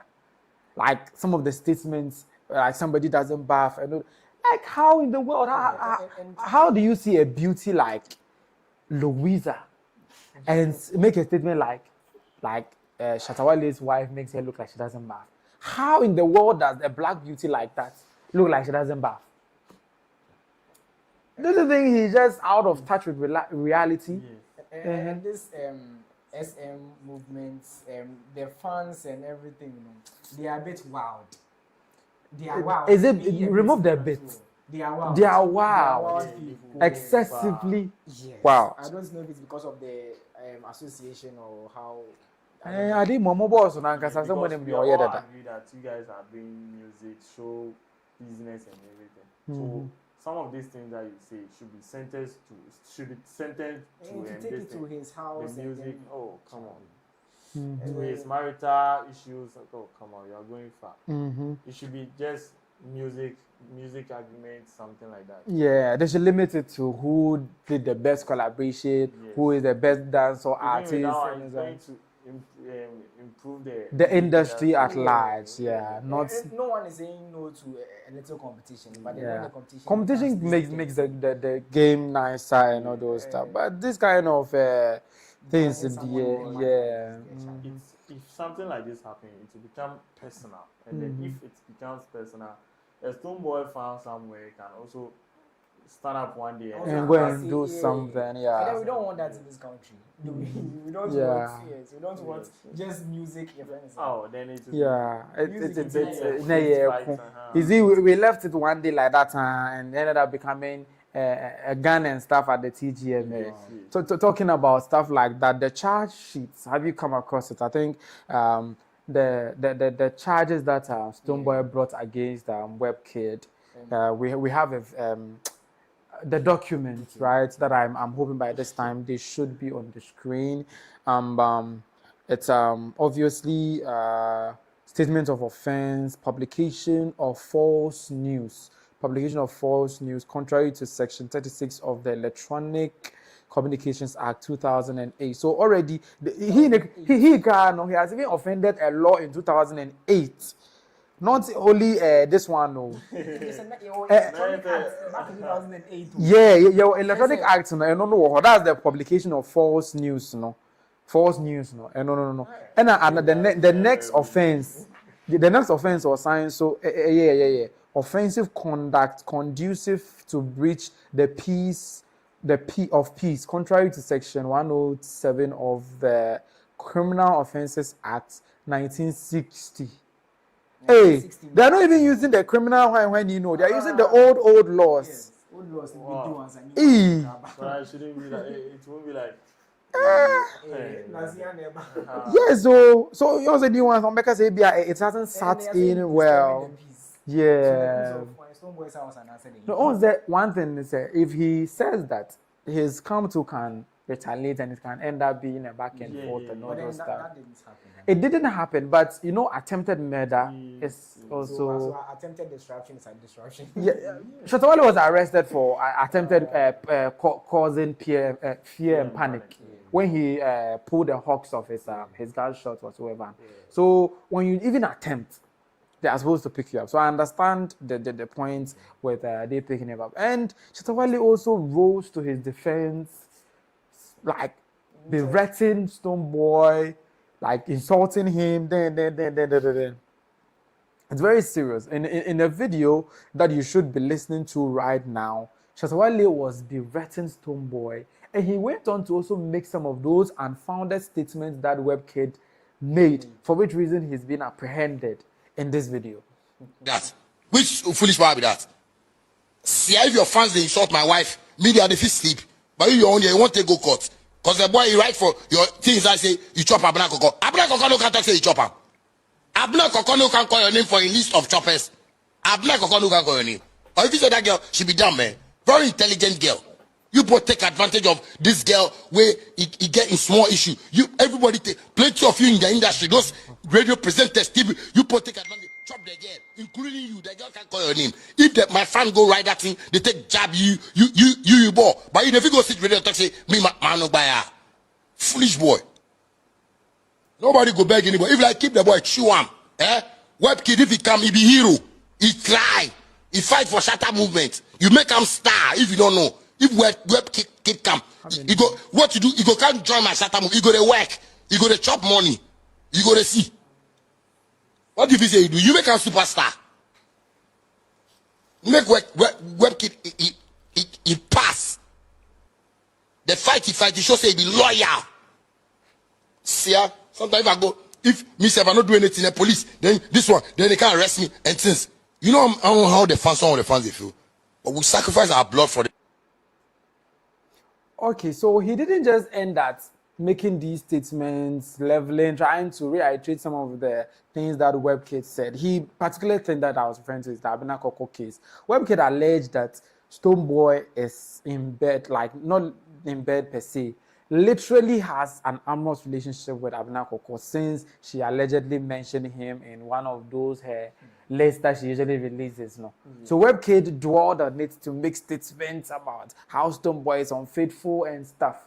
And Stonebwoy is now like, come and prove to me how I did and how do you call her? The girl calls in Abena Koko and all those stuff. And now the case is still in court. The leader of Shatta movement is also on TikTok live saying the same thing. Don't you think he should also activate the same thing that he is activating on the Webkid guy and on Shatta Wale? They should come and pick him up. Yeah, because it's the same thing that he's answering for in the court.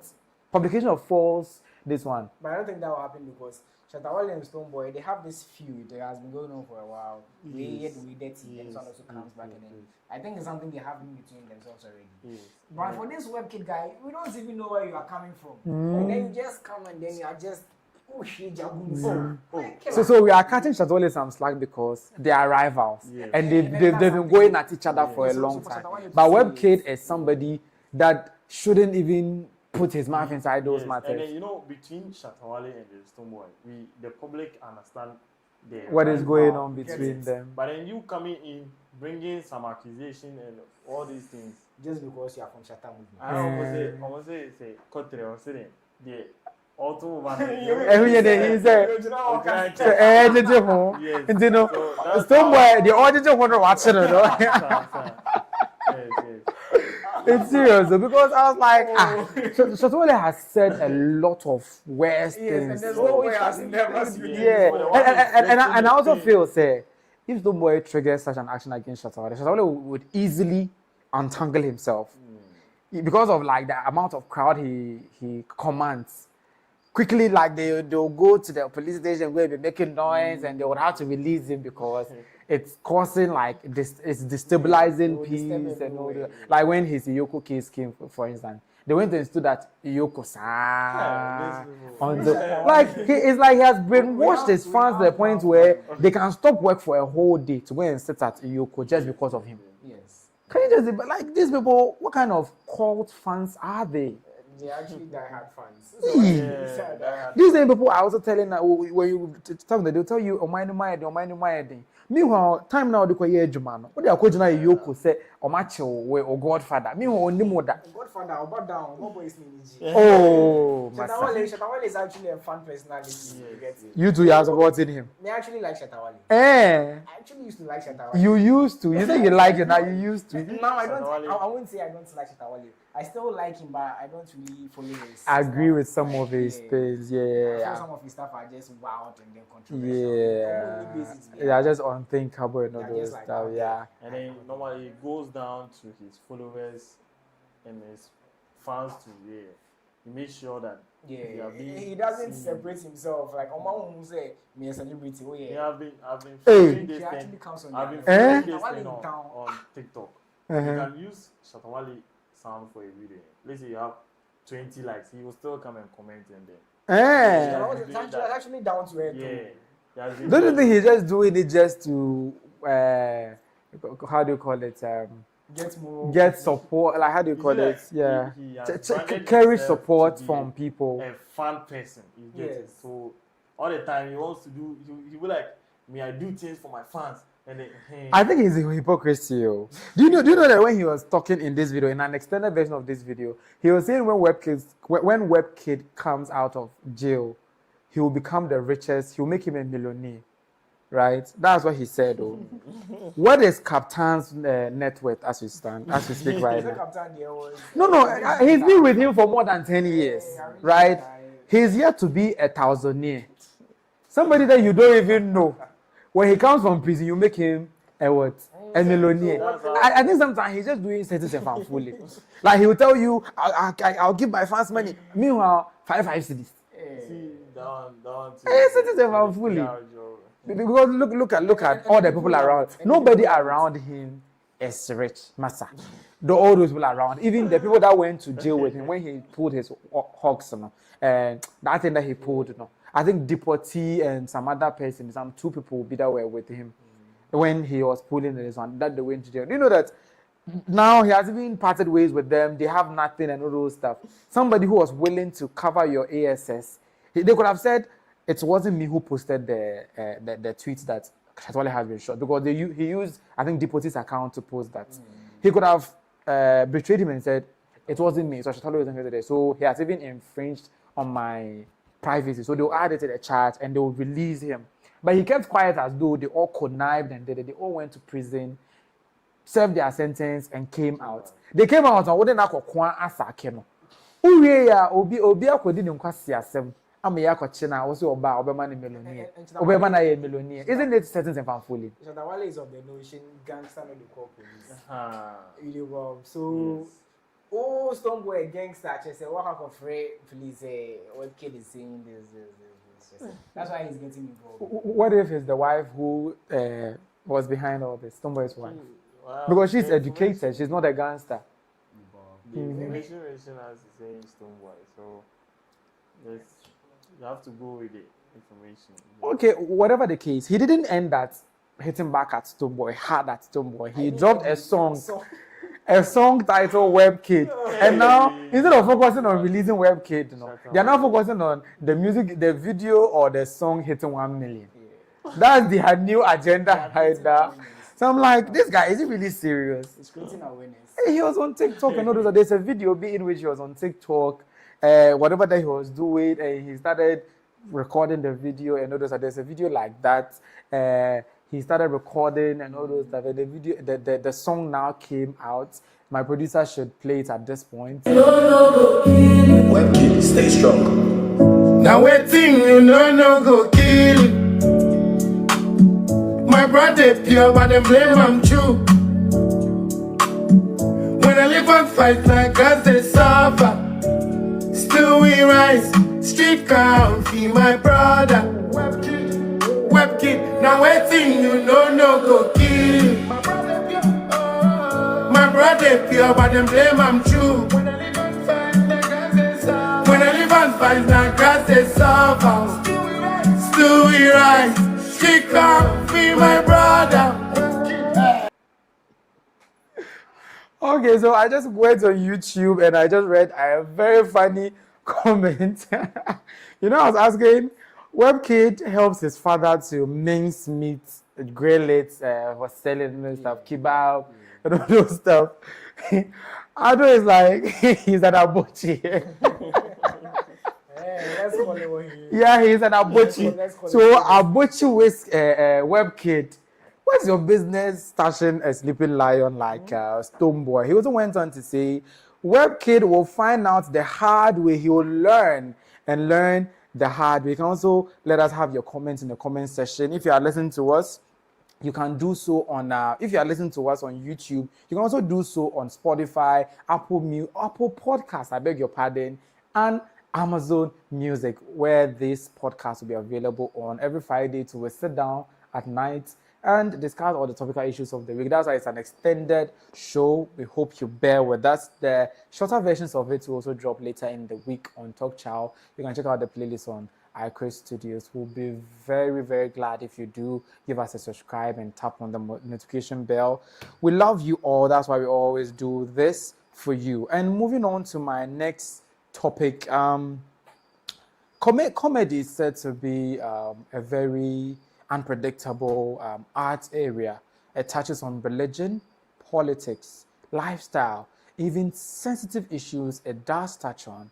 But what if a case where a comedian trespasses towards certain boundaries that you'd never thought should have been gotten to or stepped on? What if a case where a comedian oversteps his bounds to a point where people feel very uncomfortable? Do you feel the comedian should take a step back and reconstruct whatever comedy that he was trying to put across, or the comedian should go with the flow? This was a case when a Ghanaian award-winning comedian Obi Amponsah released a post on Facebook after the Telecel Ghana Music Awards. He posted with the picture of Ghana's Minister of Tourism and Creative Arts, that's Honorable Jifa Gomashi. He posted here with the caption, Minister of TouEwerism. Minister of TouEwerism. And this didn't just hit us hard as it did without a backdrop. The backdrop was that this minister was asked in a prior interview about we nationalizing a local language, that's Chi, which has been like the most widespread local language in the country. And people are like, okay, shouldn't we get to a point where our tourism industry projects Chi as our localized formal language? See the way that some people have two formal languages, English and that's this and that and that. Maybe it's high time we made one of our local languages. And from the look of the conversation, they were trying to point at Chi as what the language that we should do that. Honorable Jifa Gomashi was like, no. She feels our diversity is what makes us who we are. We celebrate our diversity. It makes us beautiful. The Ga person speaking Ga, the Akan person speaking Chi, Fanti, or any other Akan language, the Northern person speaking Dagbani, Mampusha, or any other language. That's the beauty of it. And when we all come together, we have a common motherland, a common language, a common destiny, a common love for our culture and heritage. So she doesn't buy into the idea that we should pinpoint one of the languages and make it superior over the others. We should cherish them all because it's all part of the elements that makes us a nation full of diversity, yet one in every sense of it. So going by this backdrop, a lot of people were blasting her and all those stuff, saying because she's an Ewe, that's the reason why she doesn't want to agree with that fact. Maybe if it was an Akan, the person would have agreed and all those stuff. Those controversies happened prior to that. On the TGMA night, we also realized that a lot of Ewes also won awards, right? We realized that the unsung category was won by Morgan Nero, who was an Ewe. The female vocalist of the year also won by an Ewe Enam, and some few other awards. I think Stonebwoy also won the 10th Reggae Dancehall Award, and people were now saying, Minister, yeah, wabet na we, or no na influence awards na for this. So when he wrote Minister of TouEwerism instead of Minister of Tourism, no, people began to draw Pythagoras theorem, connecting all the dots. In fact, they did geometry, trigonometry, and all the other things that I didn't want to do in SHS, and they found out that he is being a tribal bigot. Was Obi Amponsah wrong or right or bigotry in what he was saying, RJ? Comedy is something that is subjective. If you are not an Ewe in this instance, I actually think it's funny. I'm an Ewe. I think it's you're an Ewe, but you think that the Minister of TouEwerism is funny. Actually funny. Mm-hmm. But then some people are actually Ewe at heart. So you are not Ewe at heart. I cannot even speak the language. I'm actually not speaking it. But then for my people, my ancestors, I actually call myself an Ewe. Mm-hmm. But then it's actually funny. I don't know why people actually go out and then call him a bigot for. He says a lot of stuff. And Obi Amponsah, very funny guy. I think there was one time that he put our former energy minister on the chopping board, and it was really, really funny. Yes, and then he does that all the time. Yes. I think if we are supposed to take comedians this seriously in this country, like, laugh about stuff. Yes. Sometimes you have been serious. Or kind of tourism, and initially when I saw the post, I saw a screenshot, and then someone. He actually deleted it from his. Are you sure? Yes. It was on Facebook later, but then he deleted it from his. Yeah, so I saw it. But Facebook, it was on it. Up to now, it's still on it. Yeah. So I saw a screenshot from somewhere, and this person was actually talking about. I was like, but then there's nothing wrong with this. There's nothing wrong because you see, he's a comedian. Mm-hmm. So normally they try to bring out comedy from some of these things that happen. Yeah. Even when you look at Nigerian comedians, especially the stand-up comedians, you can even be at their program and then they will use you for their comedy pieces. Exactly. Yeah. And then everybody will laugh. We'll laugh about it and it will not be a big and then deal. This one, he didn't really say anything. So he's just a minister of TouEwerism. That means she's touring with Elve. So you just have to laugh because she's an Ewe, right? So minister of TouEwe instead of. Let's just talk about some of these things. You see, when she was asked about the localizing some of these the tree as language, even if it was to be you, would you leave your language, your local language or your local dialect, and then choose another tribe language? No, because if you do that, your people will also come at so you. It was just a very good position that she took. Yes. To the people. She was like, everybody should go with their language. Yeah. So how does this get to the point that people will be calling her minister of TouEwerism? So basically, you're trying to say she's the one who is pushing the agenda for Chi to not become a local language, making a way rather than better options. Yeah. That's where there were so many reactions to this effect. I think I've put them in the overlays. Like a lot of people were commenting on it on social media. Like a lot of people, you could see Honorable Jifa Gomashi in the middle with a lot of comments. And they are like, the internet never forgets. Because they said he's done worse to MPP people. So if the NDC people too are in power and he's doing it, they should leave him be. Is it that thing? Because you cannot censor everything, right? And I think on that note today, I think it's just fine for them to leave the comedian to be a comedian as he is, because you cannot be scrutinizing comedy now. All of a sudden now, all comedians will now be careful. What if I say this and they come and scrutinize me? See that thing. In fact, he went as far as people were going into his DM, calling him and blasting him, and he did a reaction video of the insults. Like the guy, he doesn't have you. He did a reaction video of the insults. Like he will read the insult and he will laugh at himself.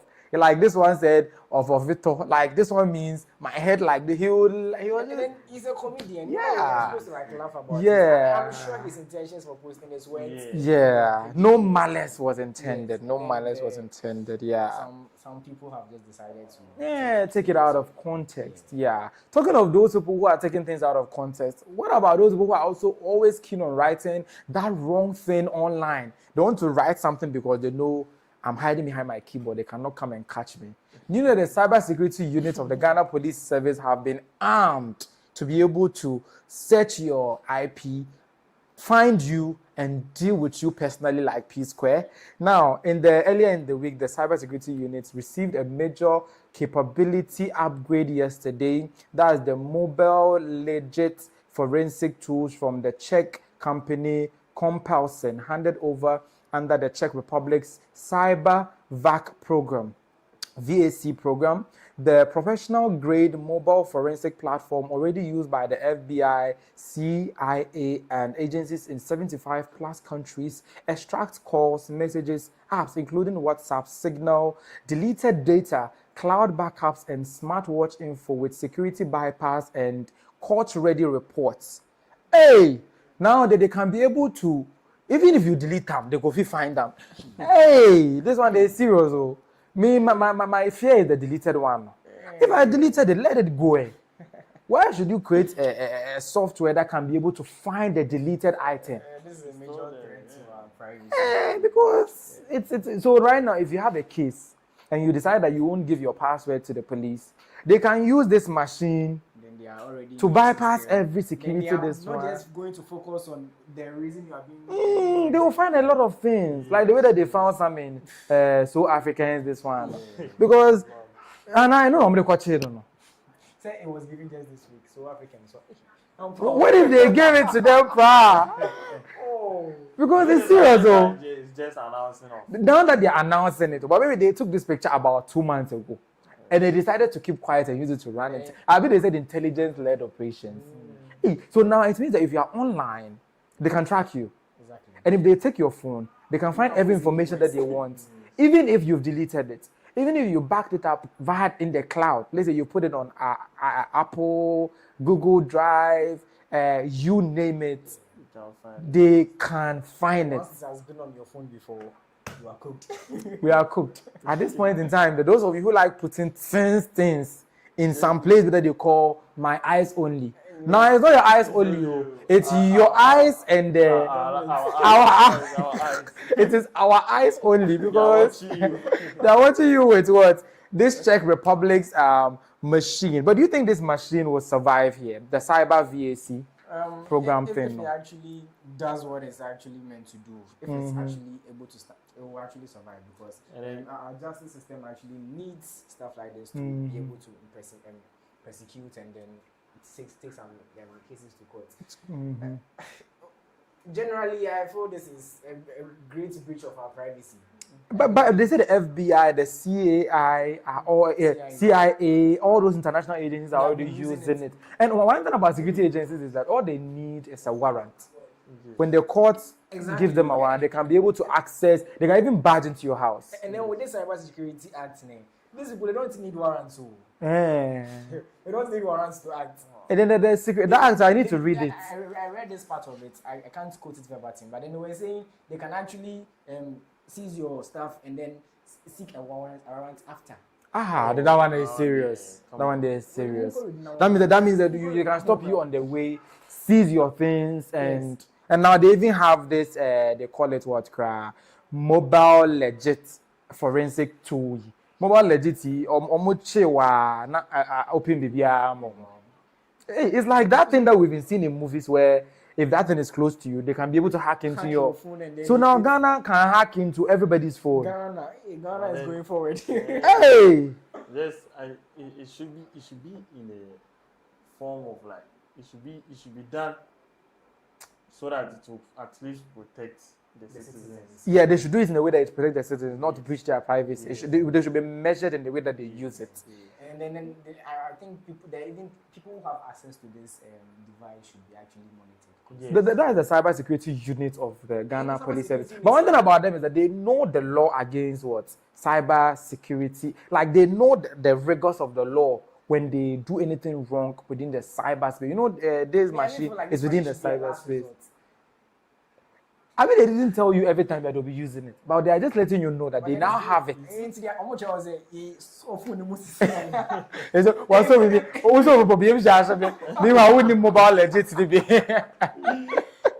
basically, if you are being caught, if you are being arrested, they take off your mobile phone. Yes. All they need is to put it into the cyber MOBILedit. Without any warrant or anything. Not just say, so before they even interrogate you, they have everything.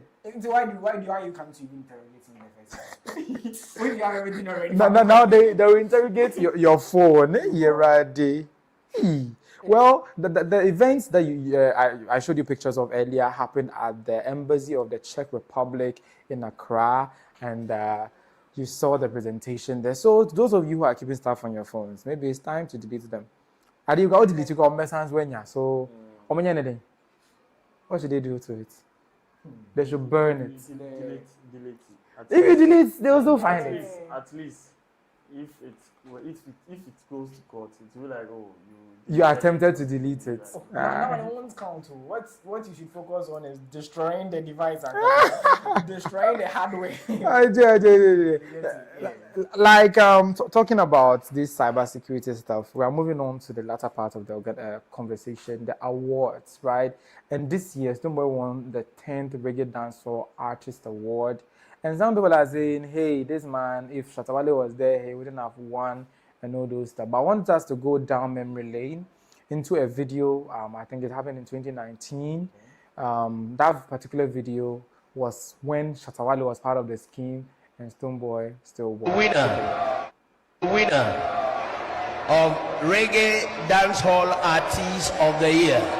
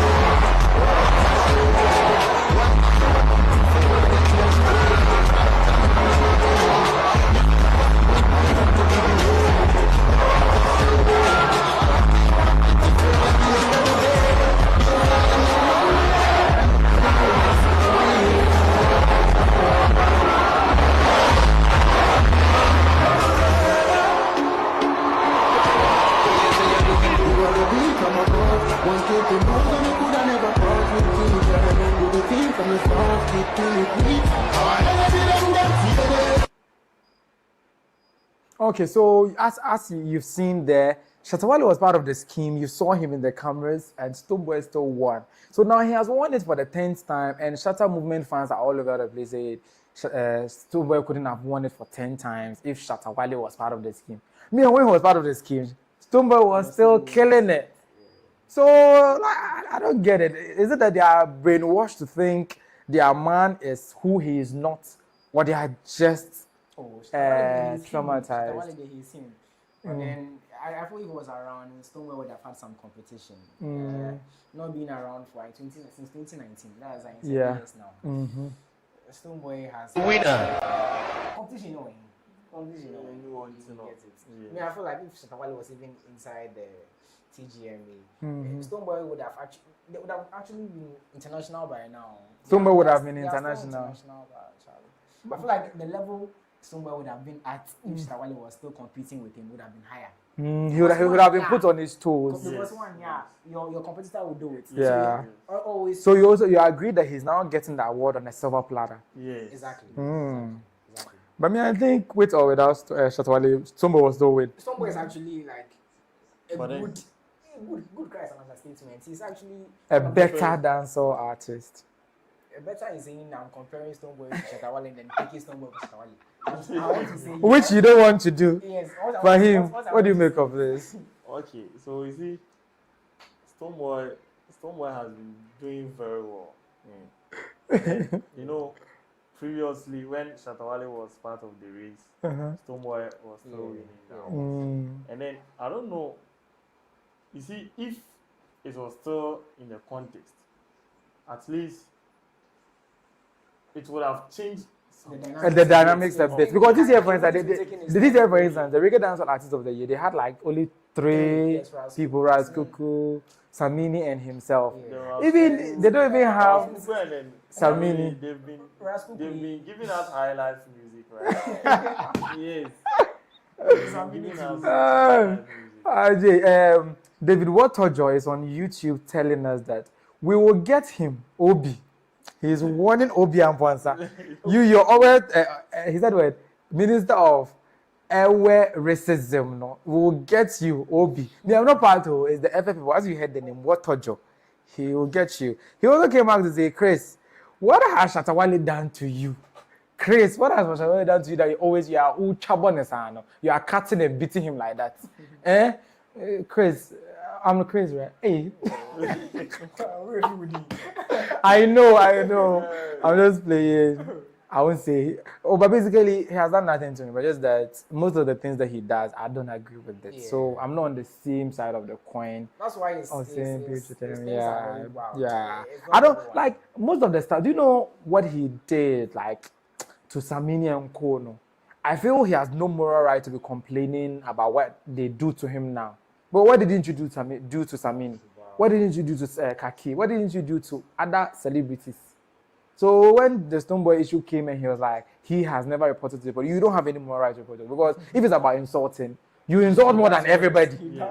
So if you go to court, in court, they bring matters of morality, right? Whoever comes to equity must come with clean hands. So when he ever takes anybody to court for insulting him, all they have to do is to bring up all the previous times that he's done that to other people, and the case will be scratched on the basis of that. Because that's why he hasn't even when he attempted to sue Black Rasta for defamation, it fell through because you cannot be dishing out the same thing, saying you are a fraudster. Then when Black Rasta goes on YouTube or in platform to go and say Shatta Wale is a fraudster, then you come and sue him.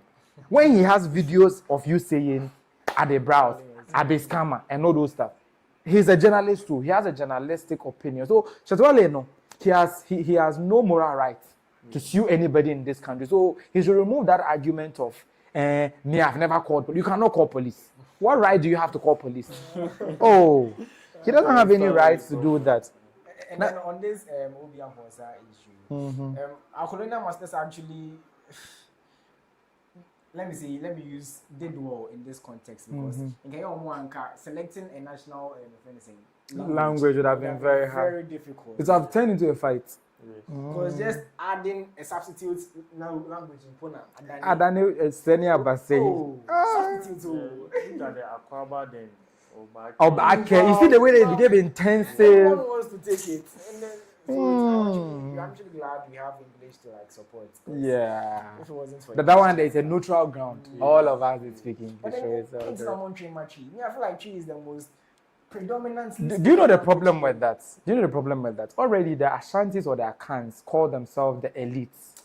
And it will promote elitism. Yeah.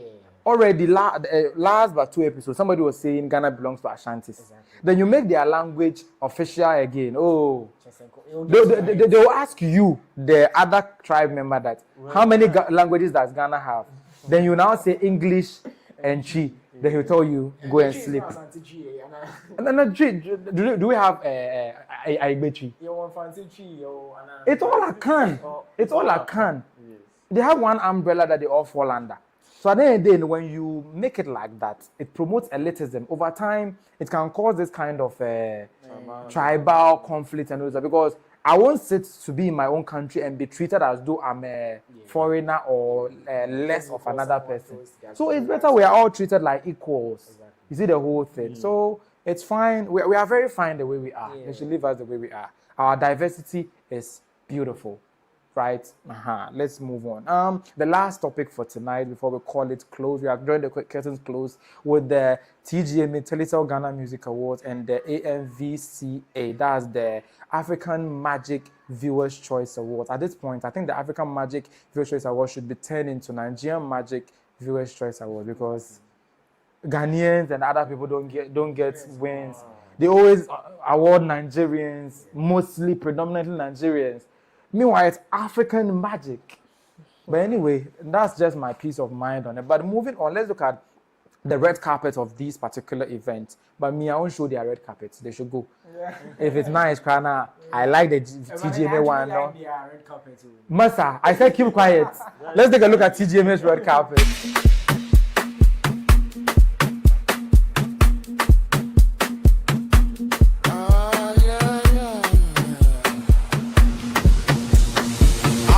TV, feel the vibes, more than just vibes.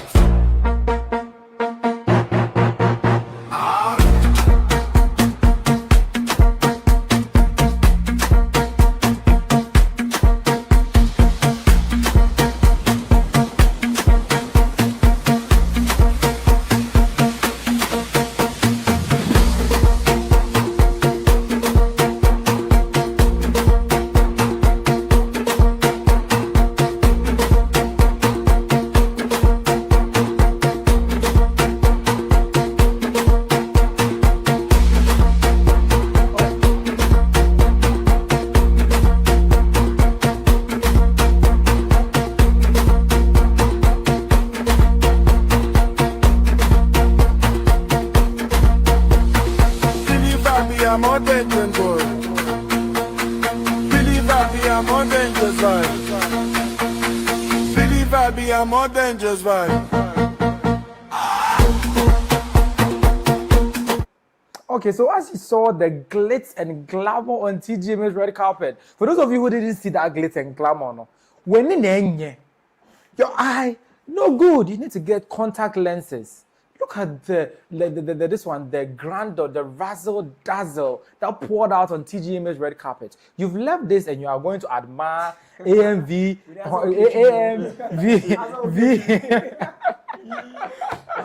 RJ, it's not only you. Do you know one of the reasons why they don't see the beauty of our red carpet? Because phones are not restricted on our red carpet. When they are broadcasting the TGMA red carpet live on TV, then they will snap the TV and put it on social media and they're saying, look at this dress. How are you supposed to see the beauty of the dress on your TV? Like, not on your TV, like on your phone off your TV. Yes. You see that kind of thing? Most of the pictures that you see online that are very, very bad, they've taken it on a TV. Yeah. But look at the compilation that our senior brother, Amel Debra, put together. That video is kind of courtesy of Amel Debra, by the way. Look at the beauty. Look at the angles. It's nice. Yeah. Maybe it's not up there. It's not Met Gala level yet. Maybe it's not AMV, CA, whatsoever, whatever the alphabets are. With the AMVCA something, I saw one video with a lady with some bread. Yeah, we are going red words. It was bread something. Are you sure it's bread? Yes. Okay, well, isn't it this one? No, it's not this. It's not this one. So somebody wore bread to the AMVCAs. Everybody will go ball. So, but one thing about the AMVCAs was that they curate the red carpet looks. Like it's the whole year. They plan the looks. It's like a whole major part of the award. You know that even the AMVCAs, they will finish and people are talking about the red carpet looks more than the awards. As it stands, I don't even know the one who won Actor of the Year. I don't even know who won it. But I know the one who dressed the most, the best. And that's Nana Akua-Addo. She wore a whole cathedral. Like she wore a cathedral, the Cologne Cathedral of Germany. Somebody wore it as a dress to the red carpet. But one thing about Nana Akua-Addo, these dresses that you are seeing on the screen right now are, apart from the cathedral that you see at the end, were previous year's AMVCA's looks, right? The one with the white, the one with the birds, the one with the colors and all those stuff. The only one which is of this year is the cathedral one. The white one is last year, the other one is last 2 years. So every year, she curates a fashion appearance for the AMVCAs. And she told us that this dress, for instance, she started preparing it, the cathedral, started preparing it last year. She sent the order to Army's Couture. And the Army's Couture people said, it's too risky. They cannot take that risk. How can you tell us to let you wear a cathedral? So they said it's too risky. After she had paid thousands of dollars to them to do the cathedral dress for her. So she took her money, went to Nigeria. A Nigerian fashion designer had texted her. He's called Abbas Woman, that he wants to style her. Obviously, she's the dream model of every fashion designer. When you style Nana Akua-Addo, you've reached. She's like the fashion icon of Africa. I'm saying this so they will treat the Nigerians well. Your AMVCAs, the biggest person, the slayers of all the slayers is a Ghanaian.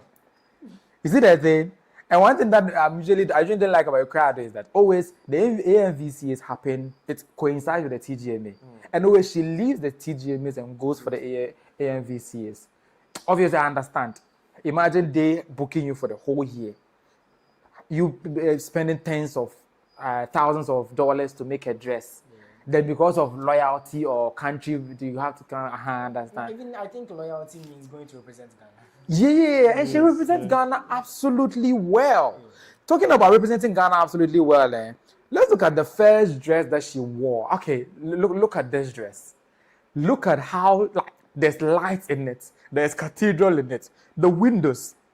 Google the Cologne Cathedral of, Germany, and she's literally wearing a replica of it.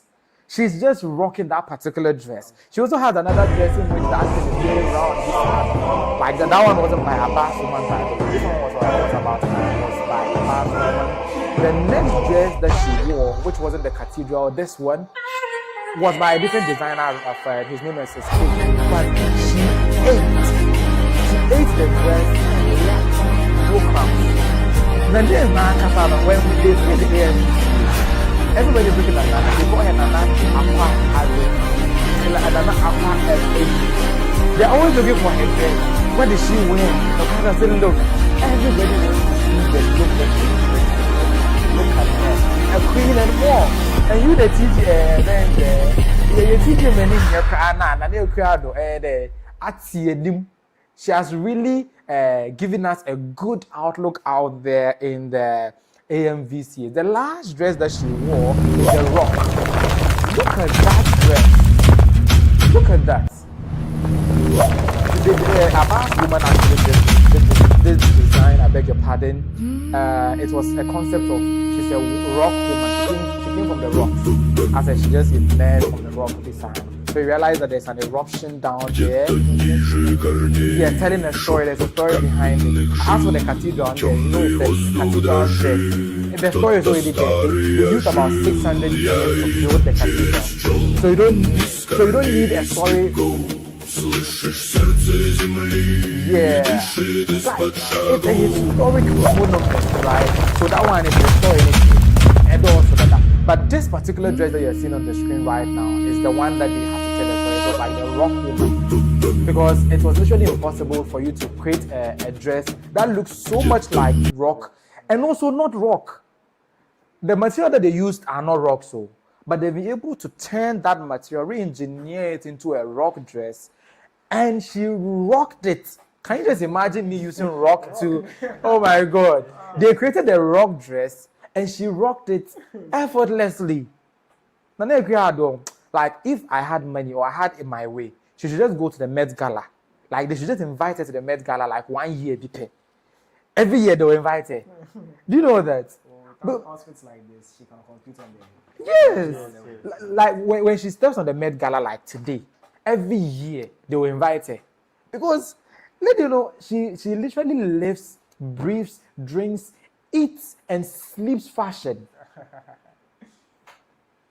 Like, I don't even know what to say anymore. But basically, she did absolutely well, seeing our name at the AMVCA, even though we won nothing. The Nigerians took all the awards. My favorite part was when one of the actors pretended to win an award. When she was about to present one, she pretentiously gave an acceptance speech. Thank you very much for this award. And the co-presenter was like, you are coming to present the award. You didn't win it. Lo and behold, she went and sat down and she won a surprise award. Like, you are coming to present an award and you know they are all actors. She started acting as though she has won that award. Thank you very much. I thank everybody who made this possible. And then I was like, we are presenting the award. Like, I know. I'll put that video in post-production. Lo and behold, they gave her the Trailblazer Award. That award, they don't nominate. They just give it to, like, it's a surprise. It's not even done every year. So that part, it was like, it may be settings, but the settings really sat, it really got to me. If you watch the video before and after, no, it was touching. And the way that the lady cried, I'm tempted to believe, because those actors, if they cry, we should investigate it well. Because maybe they are not even crying. They are actors. So yeah, they are not even crying. Oh, Adam. So the AMVCA is there. Everything about it was spectacular. I also showed you some looks from our red carpet, so it also looks good. You know very well that we also tried. You people, our awards are doing well. The red carpet is not doing well. AMVCA is to their red carpet is doing well. Their awards, no, we don't even know who won what. Apart from that lady's story that I just told right now, I don't even know who won the lead role. Do you know anybody who won the AMVCA? Apart from those people who followed them. Just watch the red carpet. You see the thing. So that's what the case is, right? And moving on, we'll look at we'll just wrap up with the winners, right? We all watched the TGMA over the past week, and we all know Black Sherif won Artist of the Year. Artist of the Year, Album of the Year. Was crazy. 2 other awards. Hip Hop Song of the Year. He won 5 awards. Songwriter of the Year. He won it. He won it over Kofi Kinata for the first time in a long while. For the first time in a long while, he won that. So let's look at the nominees. The awards. Sorry, the Album of the Year went to Iron Boy by Black Sherif. The the Record of the Year went to Enso Nyambia Kwabna. Female vocal performance was Enam with Amin. And Songwriter of the Year went to Black Sherif, obviously. Male vocal performance was Esiama with Akoma. Rap performance of the year was Min Seda by Strongman, which I utterly disagree with. How did Black Strongman win this award? Even though the rap was good, but I don't think it was out of this world. It was rhythmic, African, the Kete kind of rap, you know. But Masa, I don't think it was up there for him to win that award. But we're winning. Music video of the year was Put on God by Ara the J. Most popular song of the year was Shoulder by Medical, Shatta Wale, and B-Strap KOTM. I have a problem with this award too, which means that you've given Shatta Wale an award. I'll leave it. I'll rest my case on that. Best Afrobeat song was Excellent, Kojo Black, Kelvin Boy. Afropop song of the year was Sacrifice by Black Sherif. Best Hip Life song of the year was Shoulder again. Best hip hop song was Where Them Boys, obviously, deservedly. Where Them Boys, right? Best High Life Song of the Year, it is Finished, Kofi Kinata. Best Reggae Dancehall Song, Shake It to the Max. Obviously, no two ways about it. The reggae dancehall in that song is top notch. The traditional gospel song of the year was Nyame by PSCA Esther. Best urban contemporary gospel song of the year was Big God Afro by Kofi Owusu Pepra. Collaboration of the year was Shoulder Again with Shatta Wale, which means that all of a sudden Shatta Wale is supposed to get a plaque for this particular award, because collaboration of the year, usually all the collaborators get a plaque. It's a collaboration. All of us collaborated on it. And besides, we are being awarded for the collaboration, not just for the song itself alone. So how will TGMA present that award to Shatta Wale when he wants to have nothing to do with the TGMA? They'll just file it to him. They'll mail it to him. No, I don't know the toilet. Okay, International Collaboration of the Year, Shake It to the Max, very deservedly. Shake It to the Max, International Collaboration of the Year. Shake It to the Max, yeah, even most popular song of the year, was supposed to be Shake It to the Max. If we are going strictly by what is supposed to be done. The new artist of the year is Kojo Black. Gospel artist of the year, Nana Hamilton. Best high life song, best hip life high life artist of the year, Medical. Best Afro beats, Afro pop artist of the year, Wendy Shea. Best high life artist of the year, Kofi Kinata. Group of the year is Keche. Some people are saying if Dope Nation were there, they would have won it, but they are not there. The Dope Nation and the TGMA are bosses in So Keche won it. Reggae Dancehall Artist of the Year, Stonebwoy, winning it for the 10th time. That's unprecedented. When Stonebwoy retires, I'm making a proposition. Maybe they should change the award to Stonebwoy Reggae Dancehall Artist of the Year. Oh, it's done. No.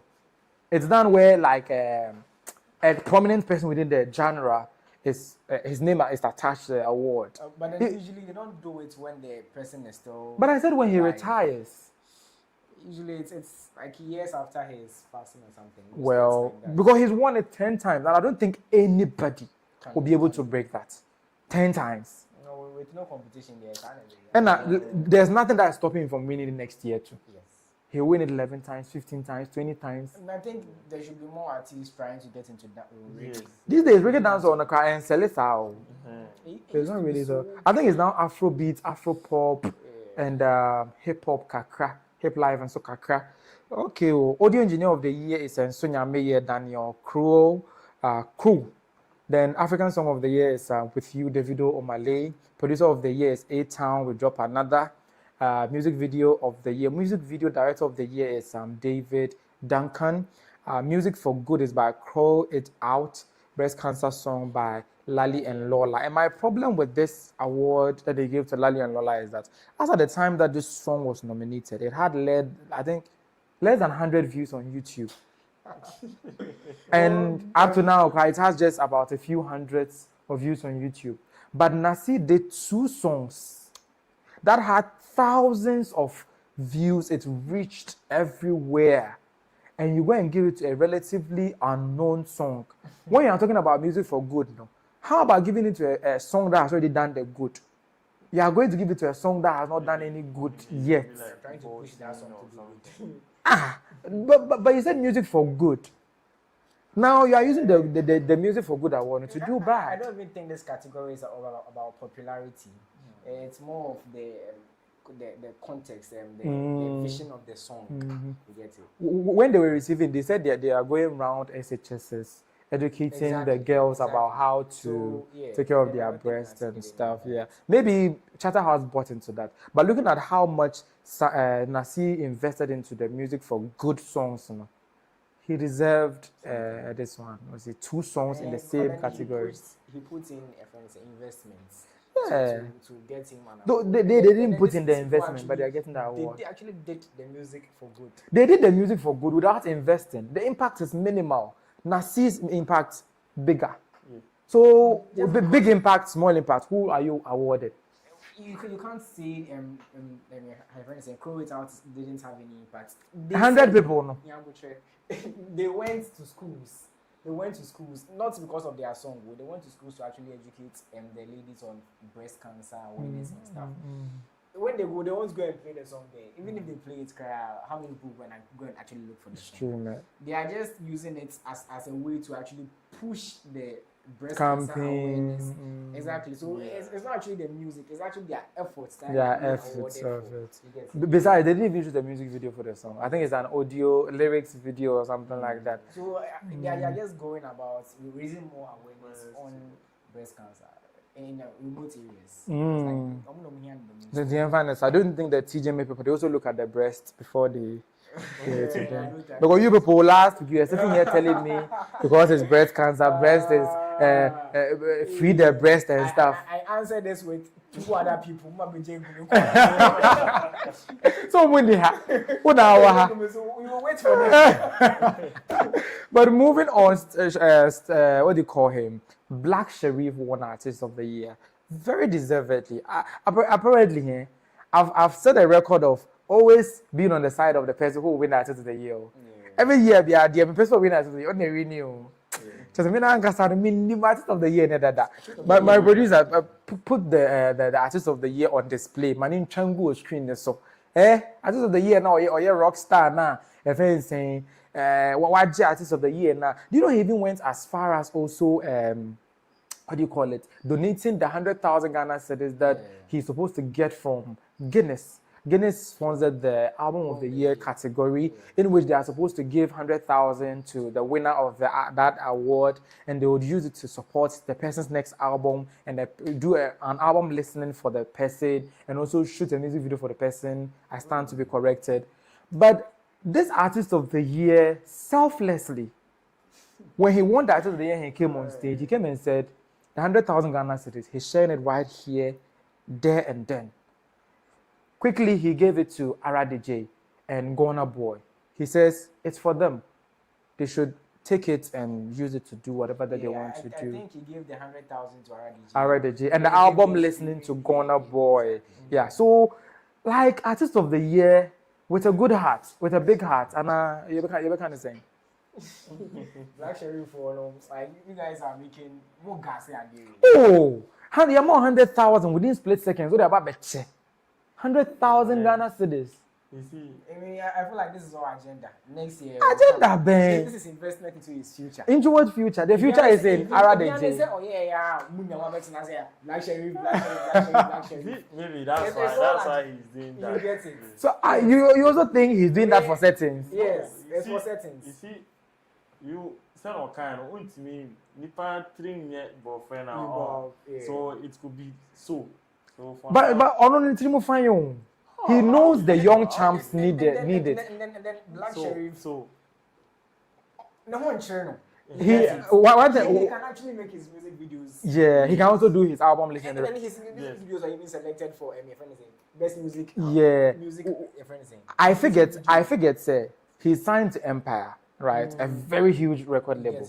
He doesn't have problem with finances. He doesn't need it. He doesn't need the 100,000 Ghana. He doesn't also need the album listening because Empire will push any album that he tries to push out there. But not being greedy, he could have still kept it and told Empire, said they should take the money and kick it back to him. He can do a kickback. Empire, invest as you would always do, but pick the money from Guinness Ghana and give it to me so that into my pocket. This is an investment into his own future. Which future is that? Black Sherif is everywhere. Buying good name for him. He's buying good name for himself. Black Sherif is everywhere. He's one album of the year. He's one artist of the year. He has given streaming rights to Ghana Boy. Black Sherif is everywhere. One thing is that he's just a good boy. He's so good. I feel like Black Sherif fans are like, you guys are just. And he's also the pop star. Pop star with 2 music videos. You see that the guy is so talented, and I think we should support him to win the Artist of the Year for the 3rd time after Sarkodie wins it next year.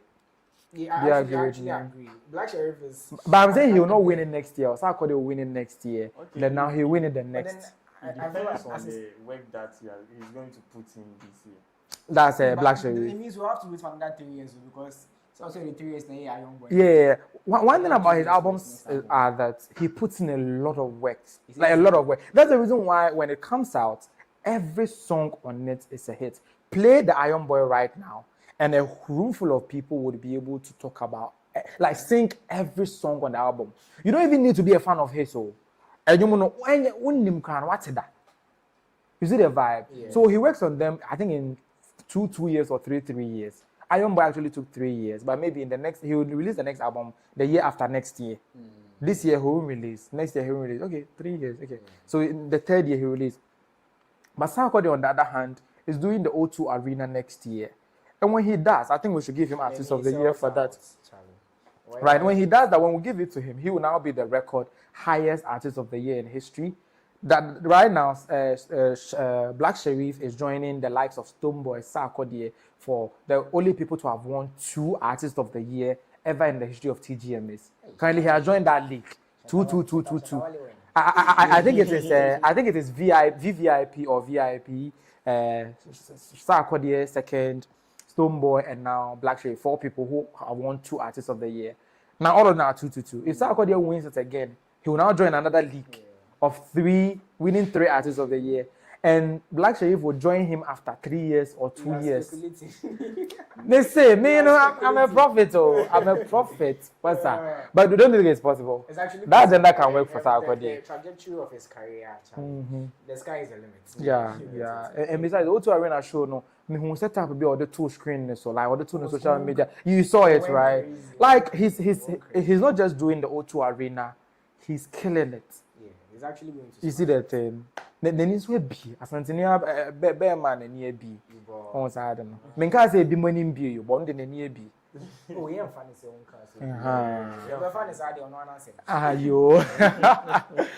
This has been an elongated edition. The stories were packed because of TGMA again. Next week there will be no TGMA, so it will be 2 hours. I promise.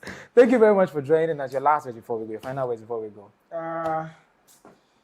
I'm actually glad we got the most popular song of the year. Because overshake it to the. He said we. Yes. So you are a part of the medical camp. Wait, who I came for?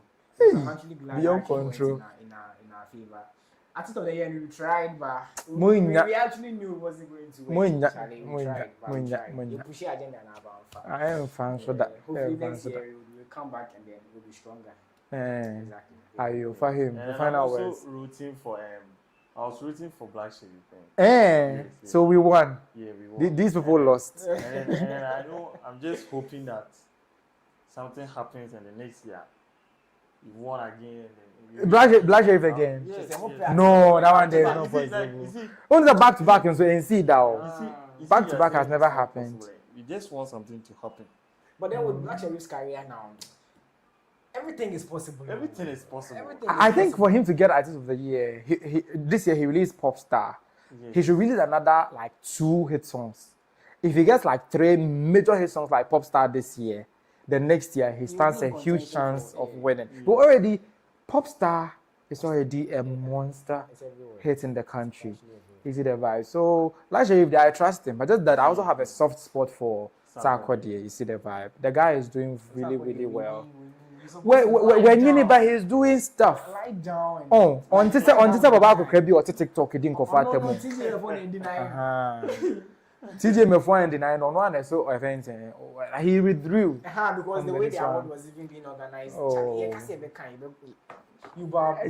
award was being organized wasn't the way to. But when he left, it's still being organized like that, and it's going from grace to grace, which means that he was the problem, not the award scheme. TGMA. It's actually declining.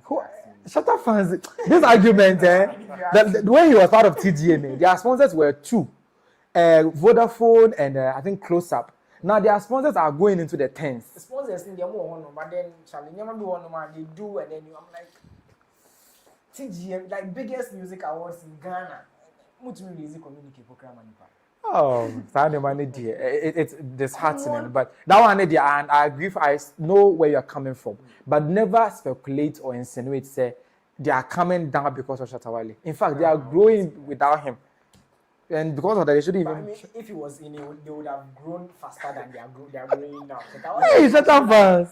Hey, Shatta fans. Oh, okay. If that's the case, then he should grow his career than them. So that would. Mahamudu is a career not Diego. Mahamudu will be awards anyway. Anyway, thank you very much for your time. This has been a long edition, as I've told you. Next time we'll try to do less than this. Yeah, listen to us. We're live on YouTube, as I always say. We're live on YouTube. You can join us with your comments, whatever that we discussed that you feel we should have done better or anything. We really want to hear from you. As for those who join us with our comments, that's Ado, Hooded Echo, David Waterjaw. Hey, somebody, David Waterjaw is saying, Fanti is different from Chi. I think during the time that you were mentioning Fanti, I said Fanti is also Akan. And David David Waterjaw is saying, please, Fanti is different from Chi. I don't know. Is it?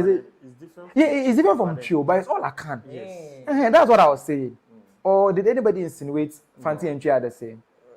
Because the similarities are glaring, right? Yes. You see the way a comment has brought me, taking me from my sign out back into a discussion. You can also do that by joining the discussion live on YouTube every Friday at 7 p.m. or anytime after 7 p.m. since we sometimes start late. And you listen to us live, send your comments, we read them, add it to the conversation, and move on. Those of you who will not be able to watch it live or are not watching it live, thousands of you, in fact, over 2,000 of you watch after the live. And that's why I love this show. After now, check back after in a few days and you'll see thousands of you watching the live show, since some of you sleep early. I'm assuming you sleep early. So those of you who join us later, too, kudos to you. But do also like and comment. Those of you too listening to us, we are available on Spotify, Apple Podcasts, and Amazon Music. Always do well to listen to us there. We are Chaw Xtra, where we always have the XXL convo. Today I sat down with RJ and Fahim from the Tain fraternity. See you on the next one. From the stables of iChris Studio, where bold ideas take center stage. For all the big conversations and bigger perspectives, Chaw Xtra is the place to be. Chaw Xtra, Ghana's first live podcast with a premier vibe.